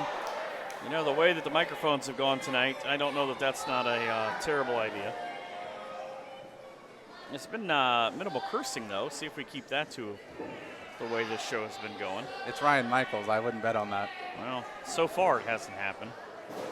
It's the biggest spot of the night being that Brandon Day is seemingly retiring here from War Wrestling, and he said he's got a couple of other dates left he's going to honor because he's that type of guy, but just can't do it anymore. And you know that like you said, multi-decade veteran like Orlando Christopher, he's got a feel for a guy like Day of, hey, brother, I've been there.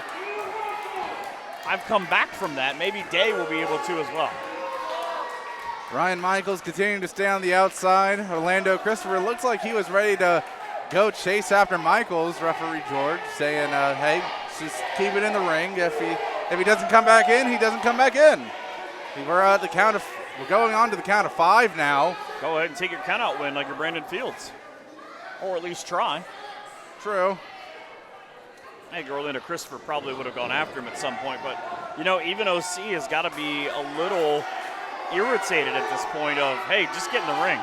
You see him starting to grit his teeth, and, well, here we go. Referee's not able to stop him now. The chase is on. Of course, Michael's the first one back in, and I think he was going to look to powder out again, but it did not look like Orlando was all that thrilled about it. He said, can you guys help me? Do you want this guy to fight me or not? Interesting bit of dichotomy, though, is at the War Rumble last month, Nick Hahn did the exact same thing to Ryan Michaels that Ryan Michaels did to Orlando Christopher here tonight. And you got to wonder, well, yes, Ryan Michaels seems to be trying to turn a new leaf. Speaking of leaves, he's going for a clover leaf. Yep. He might be trying to turn a new leaf, but, well, let's just say old habits die hard. Is it a maple leaf? Oh, he is Canadian. Eh? But it is a little bit different, too, because it's kind of telling without the lack, other than the pink on the boots, which obviously is an homage, but without a lot of color and a lot of flair now is Michaels after the end of the entourage. Ryan Michaels is the type of guy who he's of two minds. He is either the most contemplative person you'll ever meet, or he is the most, for lack of a better term, frustrating person you will ever meet. Well, right now he's frustrated as Orlando Christopher trying to dislodge his shoulder blade. Indeed. And to be fair, those two things are not mutually exclusive. Orlando Christopher being frustrated, and I think Michaels is clearly showing that he's frustrated himself. If that sharpshooter had been blocked in, I know it's still really the beginning of the action that we've seen so far in this match, but it might have already been done. You know, and that's that hard thing, I think, if you're an opponent of Michaels, is that because he's so tall and he has such long legs, of being able to get out of it, maybe flip him over. Orlando, though, smart enough not to put himself in that full predicament of, I'm just going to go ahead and just launch him into the corner. Ryan Michaels going in again. He's feeling himself in some sort of way, but he's not able to follow up. Orlando, big hip toss. Orlando sent flying, though, and head-to-head, you've unlocked the side of Ryan Michaels that most don't want to see, but Orlando Christopher is not phased. How do you win a street fight with a headlock takeover? Well, at least right now it's effective. This is true. But think about the transformation. I know we talked about it, but even going back to, you talked about Nick Hahn and kind of how he was with Orlando Christopher. He slapped Ryan Michaels in the face. It was probably not the smartest thing he did before he was eliminated. Great up and under. And he's full of himself a little bit, though. Michaels. Oh! Huge back body drop. That was easily 10 feet in the air. How many airline miles do you think you get for that? Probably at least 1,000. Immediately, though, back with that knee to the midsection. Michaels, after being run down, and Nick Hahn kind of insinuated maybe Michaels doesn't have that killer instinct that he should have. Maybe he should have gone into battle for himself a little bit more. And, you know, Ryan kind of now on that track, you said, of two minds, maybe out to prove that here tonight and why he picked a fight with Orlando Christopher. We've talked about men who have been trainers so far tonight. And Ryan Michaels actually in the past 2 years has added his own name to that list, having taken over former War Wrestling Hall of Famer Cody Hawk's training school in his stead as he's moved on to other ventures. And you got to think, if you're Ryan Michaels right now, we had this discussion in the previous match with Paris McQueen, how Brandon Day must have felt about seeing his protege going out there. But you now have to think, if you're the trainer in this position, how are you feeling knowing that your students could be watching you right now? Orlando Christopher was feeling disrespected as he was being slapped in the face. 5 years ago today in this building, he had an absolute drag-out brawl as the Respect champion against, you can call him Astonishing, you can call him the Godfather of the Midwest.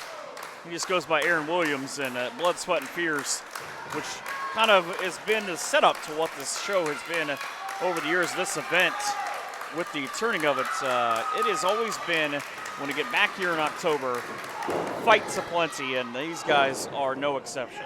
Indeed, they are not. Gigantic backbreaker there. 1, 2. Only a 2 count, but Michaels not going to take the shock value. Instead, he's grabbing a hold of that choke, trying to make Christopher lose his will here. Orlando, though, you got to really take it to him. Again, a former tag team champion, former Respect champion. And these aren't just short flash-in-the-pan title reigns. They went for a long time, and the start of the Dirty, the Hall of Famers, he inducted them back in June, and right now doesn't want to go nap time on the way home. And you see, as we're on the count of 2, Orlando Christopher, he looks purple at this point. Oh, able to fight himself back out of it, but yeah, his head pretty much like a grape with the way that Ryan Michaels has that cinched in. Able, though, somehow finding the power within himself. Michaels, oh! Huge atomic drop there. And a reverse. You get one way, you get the other. Orlando, full head of steam into a bull clothesline. You got to leave the people satisfied. He's got all kinds of problems right now. And the side Russian leg sweep on a Canadian. Now is that legal? To be fair, not much involved in that's legal. Saskatchewan rules? Perhaps. Well, it could be Michigan rules. Orlando, I think he was going for a double stomp, but Michaels able to come right back and on the hookup. Setting up for the pedigree, but turning. Oh! Nasty spill there to the floor for Michaels. It looked like Ryan's shoulder blades clipped the apron. That they did. I thought he might have landed onto the apron, but no, not today. No, that he knows where he's at. Smart play, though, by Michaels to not let Orlando go over the top. Yep, keep bringing him back out to where you're going, but Orlando Christopher saying, no, I'm going to direct the traffic myself today. Well, we saw Orlando Christopher throw his jacket at the cameraman earlier. He nearly threw Ryan Michaels at the cameraman. He also threw him into the light post as well. Ooh, turnabout and all that. At this rate, I wouldn't be surprised if one of these 2 men would go flying into our audience. Michaels, he's looking for a straight right hand and huge double clotheslines. Both men are, you heard the thud on the floor. And folks, I just want to make it very clear, underneath that tarp is nothing but a cold, hard floor. No padding, none whatsoever. There's a concrete basketball floor underneath there, and that does not feel good to see. Ladies and gentlemen, Count both out? wrestlers have been counted double count out of the ring. No winner. Neither man was able to make it in before the count of 10, and Ryan Michaels is not taking kindly to that type of result. Hey, good thing though that the official George has got cat-like reflexes. Otherwise, he'd been hit with a stinky apparel right in the face. And Michaels and Christopher, though, I don't think they need a match to just keep fighting. I don't think they care. They both ditched the official, split the fine, I guess. Win the 50-50, you can split the pot on the fine. Michaels and Orlando Christopher now just brawling around the ringside area. Oh, face first into the barricade. All the way to November 2nd. And the referee going to chase him down. Folks, we'll get tabs on that later. For now, we'll catch you back with our main event. Some might say it's a sad day, but I think it's a good day because Brandon Day is gone. It's a great day, honestly. I like it. Good riddance. Why? Because I might have took your chain, but I want everything. I want your crown. I want the spotlight that I haven't had for 13 years in this company. I want everything. I want the gold. I got my friends. I got my girl. I want it all. And there's no shame in that. Because we're the Krue. Get used to it. For almost 3 years here at War, I've done nothing but carry a bunch of dead weight with me as I move the entourage to the highest spot that they could possibly be. Now that that's gone,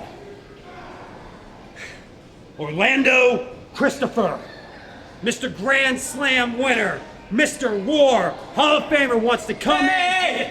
You want to talk about all the stuff that you've done. You want to talk about all of them. Well, one thing you ain't ever done is beating me. And that's because that ref can't count. I had you beat tonight. And guess what, son? I don't sweat you. I don't care about your accomplishments. I got a lot more than meets the eye. Oh, yeah? You want to prove something? You want to keep going with me? Yeah, you don't keep talking about it, man. Go in the ring and prove it. That's what people respect. They don't give a shit about you coming back here crying. And I don't care about what respect people think. My respect is demanded. I don't need to earn it from them, and I sure as hell don't need to earn it from you. You want to find out? Fuck that. Let's go now. Let's do it again. Let's go right now. You want to... Ladies and gentlemen, it is time for the Monsters Ball Tag Team Match. This is your main event of the evening, and it is for the War Wrestling Tag Team Championship.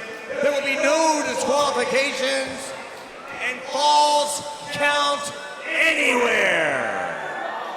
The most dangerous part of that sentence uttered by Slick Rick. Falls count anywhere. Why? Because there are 4 lunatics coming to the ring. Lunatics might be putting it lightly. I was trying to be nice, I guess. I'm a big fan of Halloween, but the monsters on their way. Ring by Jaxon Black.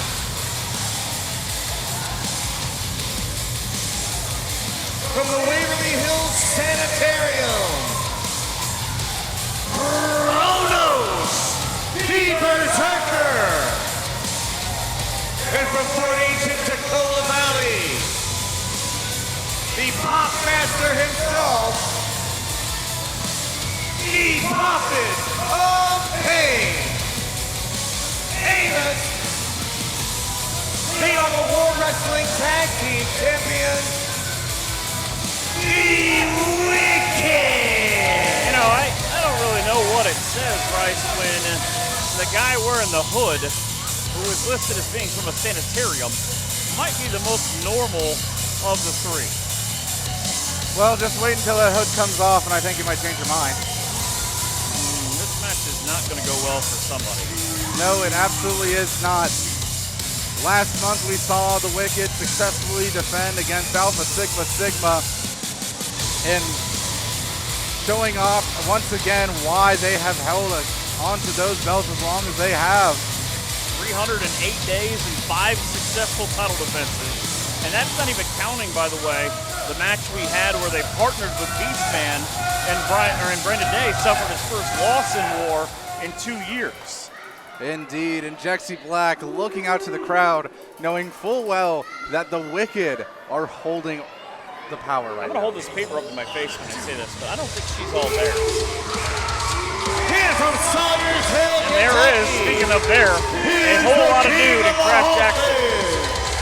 He's a Oh, and by the way, a truly successful 20-year pro and from in Dayton, Crist. Ohio, weighing 173, pure effing terror. You know, off and on. The fire starter, Jake Crist. Over the years, Jake Crist, kind of dating back to Crazy J and Lotus back in the day in the Ring of Honor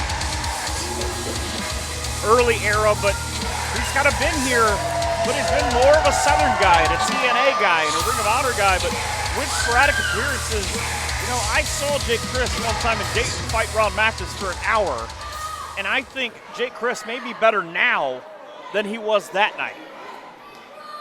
Both Crist and Crass Jackson are 2 men who get better with age, it seems. A whole lot of dude and a fire starter. Thankfully, this isn't one of those things they combine and a whole lot of fire starting. Although in this match, I was just about to say, don't jinx it.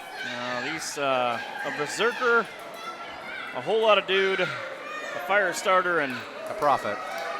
The craziest of the group in the Prophet. Just look at the eyes of Amos. He just, ugh. I feel threatened just being in the He same might room. be all there, but I don't know where there is, but I want to stay the hell away from it. Jake Crist with a roundhouse and a huge clothesline. And a gigantic spinning forearm onto the Berserker. When was the last time you saw someone successfully deflect Kronos, not just off of them, but through the ring? I don't know, but I'm kind of confused if I'm wearing a tie on this night. It's nice he dressed up, I guess, for beautiful double team move by Kristen Jaxon, but now just kind of lumbering amongst the outside is Kronos. Up and over goes Crist. And Jaxon immediately going into the Berserker. Again, this is his fancy attire. Oh, he headbutted him. That didn't work. Well, there's one thing I can say that Kronos is a professional of. It is inflicting pain. But right now, Crash Jaxon seems to be inflicting the pain onto him. I'm just, again, scared about the way that this match can end. The War Wrestling Tag Team Championships, no DQ, in a Monsters Bash or a Monsters Ball match. And it's the Monster. Oh, he lost his tie. And a straight right hand. Look at Jexy, that Jezebel, hiding in the corner. Wielding that crutch. Looks like she's squaring up for something, but right now Crash continues to chop. Oh! And Jake Crist dropping Amos onto the apron. Crash with a flurry of chops that seem to go nowhere. Crash is just not paying any mind to Jexy Black, Jake which Crist I can just imagine that's getting under Jexy's skin. She is not like being treated like that. Oh, Jake. I can't repeat to you what he just said. Jake Crist has not been in War Wrestling since the arrival of Kronos the Berserker, and I think he just realized what he's gotten himself into. Well, he came around the corner with a full head of steam, and then it was quickly derailed. Crash Jackson kicked in the midsection on the other side by Amos, but just, you know, you don't go into horror movies and try to fight the monster.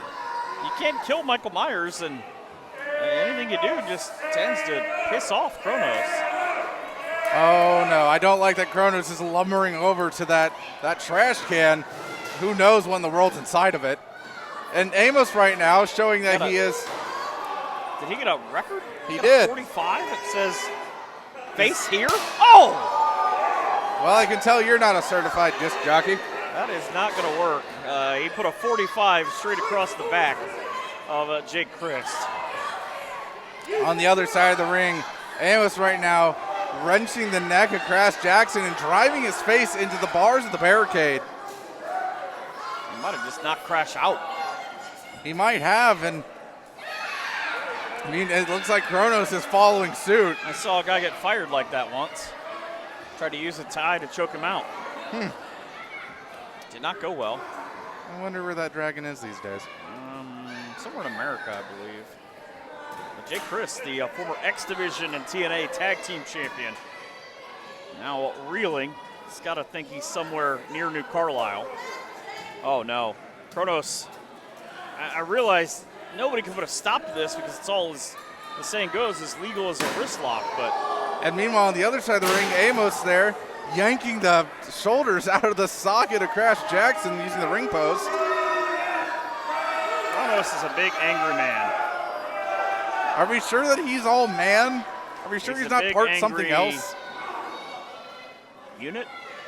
At this point, I'm kind of believe that Jexy has been like finding chimeras somewhere in a lab. Jexy's just screaming at Jake Crist to shut up. I'm sorry to inform you, there's not one word he's been able to say in about the last 5 minutes. Still directing traffic is. Oh no, Crash Jackson up on the table. Jake Crist managing to launch that chair into the nether region of Kronos and able to turn this back around, it seems. Oh, Crist. Oh, the chair, but he caught it. He caught the chair. And Jake Crist, oh, big kick there, backing off the horror monster. He tried the old RVD trick of hit him in the face with a chair on the fly, but They got to second base and realized they caught it. Crist is being choked out as Crash has not been able to be in control. Amos has pretty much bit it, as you see kind of from our view of, chaos. Crash Jaxon smartly picking up that trash can lid and knocking out Amos on the floor. Crash, this is your chance to go for that pin. But something tells me he might have something else in mind. It's weird, though, because the trash doesn't usually go out on a Saturday night in Lima. It just happened here, though. Crash with a plethora of weapons. Kronos trying to destroy the light tower. You got to imagine, after all the chaos and destruction that the Wikked have inflicted throughout their time here at War, that Crash Jaxon is more than looking to simply just win this match. I think he's looking to get revenge for everything they've done. I think he's being stalked right now. It just pops off the back, and Jake Crist on our side trying to figure out where and who he is. And Jaxie, she's choking him out with a wiffle ball bat. The red plastic bat that everyone had as a kid. I mean, it's entirely legal, no DQ. Which means Jaxie Black can do anything that she wants. Frankly, I'm surprised she hasn't done more. That means Jaxie Black could also be a victim of an attack in this match. This is also true. Kronos now leading Crash Jaxon all the way around the weapons. As both sets of opponents on this side. So far, it's been a divide and conquer strategy, but it looks like Crash and Jake Crist managing to turn this back around. Oh no, what in the world is Crash Jaxon doing? Crist going? Crist to the up top and a springboard moonsault. Taking Amos down. Kronos still on his feet, but weary. Fans in the front row got their money's worth. They nearly got to take Jake Crist home. Well, there's still time for that. Well, they might be. I don't think DeVeo would be pretty happy about it, but Jaxie now hiding behind the officials, and Kronos saying, "You're just here to count. Whenever I'm done plundering and pillaging." Kronos here, once again wrapping his iron claws around the neck of Crash. Jake and Amos there just stuck on the floor, still recuperating. Crash Jaxon 5 years ago today took on who we saw earlier on in Jack Price. But right now he's got to be thinking about how great one-on-one was. He's just being beaten and bludgeoned by the Wikked. In a matchup like this, there is so much that could go wrong. Oh, first pinfall attempt we've seen in the match, and it was so close to having new champions. And again, adding to the lineage of the success of, is that a board? Oh, goodness. It was a board. It's half a board. Now it's a drywall? Whatever it is, it used to be. And Kronos just in destroy mode. Meanwhile, inside the ring, Jaxie Black giving the bat over to Amos. He's got a plastic bat. I'm frankly surprised it doesn't have spikes on it. Imagine there's more to this. Oh, now Jaxie has a board. Look, there is some construction company in Lima. Oh, Crash face first. And that's exactly what he did into the post.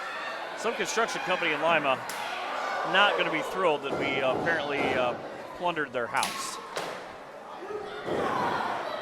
I'm sure the Wikked bought it with their own money. Yeah, sure. They're stand-up guys, as we've seen over the years. So much for the bat. Jaxie now using the tie of Kronos. I think this is probably why he brought it out. Now Crash just and burned on the outside, and it's not going to go well for Jake Crist. Crist just getting pummeled there in the corner. Nowhere to go, really. And Amos now giving the directive to Kronos. Well, I should say, well, yes, Jaxie is the ringleader of the Wikked. You gotta realize that Amos seems true. Amos is kind of really the only one who seems to have a full grip on Kronos, but right now Jake Crist seems to have a grasp of the situation here as he goes in, stumbles the monster. Speaking of monsters, here comes Crash Jaxon. Figured out what planet he's on. You know, Jake Crist, though, might be the only one Crash is looking for a side suplex. Might be the only one of this group that's been in an actual Monsters Ball match before, because he's had a lot of run-ins when he was in TNA. This is true, but first time for everything, as they say. Oh, in that one he took on a monster. This one he's taken on 2 of them. Amos there having to roll away in pain. And Crash, second time, it's the charm.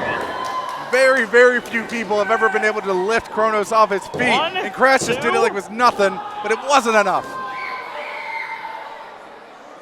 You know, this is one of those matches they put on the card, and I immediately look at it and go, I have no idea how this is going to end, or where it's going to end, or who's going to the hospital afterwards. Or does the building have insurance? This is also true. Oh, and a mistake. Big clothesline, and turned him inside out. Amos there flopping on the floor like a dead fish. Jake off the springboard. Cutter got him. Amos there. Inside out, and Crash now high fly and down to the power bomb. If he can pin him, that might be it. This might be a done deal. Crist. Crist accidentally being used as a weapon against Crash. Jaxon Black on the outside throwing a temper tantrum. Is that a golf ball? I'm pretty sure there's a golf ball down there next to the bat. I see a golf ball, and I also think I see a softball. Uh-oh, Kronos sat straight up. About to go into horror movie monster mode. Now that he's readjusted his skull. This is like the 3rd time they tried to kill Michael Myers. It's the one where they torched the car and set it down the hill. It never works.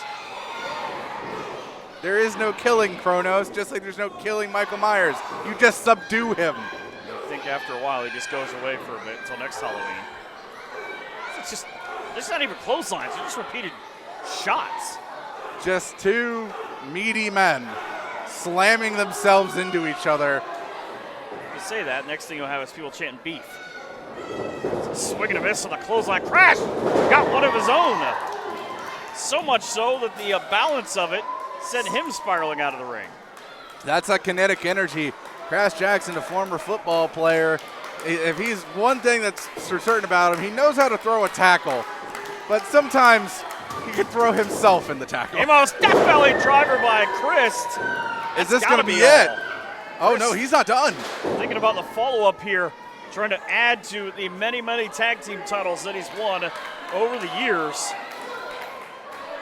Up on the top rope. Oh, but Jaxon Black now throwing it. Ooh. That's not going to feel good for the fire starter. I don't think there's any little Crist kids in the future. I think the fire that has been started has been in the loins. I think his fire has been extinguished. Oh, spinning hook kick into the side block hole slam. And that has to be it. 3. Yeah. When you are sent in a combo like that, there is no stopping the inevitable. The War Wrestling Tag Team Champions. Interesting nature of the War Wrestling Tag Team Champions. 308 days now since they took the titles from Jimmy Shane, Will the Thrill, and ultimately the Wise Guys, but they're going to roll into November 2nd still. War Wrestling Tag Team Champions, and we posed this question multiple times. Who stopped them? At this point, those 2 monstrosities have full control of the tag team division here at War Wrestling. We have had team after team of all varying experience levels try their gambit at wresting those titles away from them to no avail. And frankly, under the leadership of Jaxon Black, I don't know if anyone can. We will find out who gets the next shot on November the 2nd, and we hope that you will enjoy it. Trick or Treat. We return back to the Bradfield Community Center on the first Saturday night in November.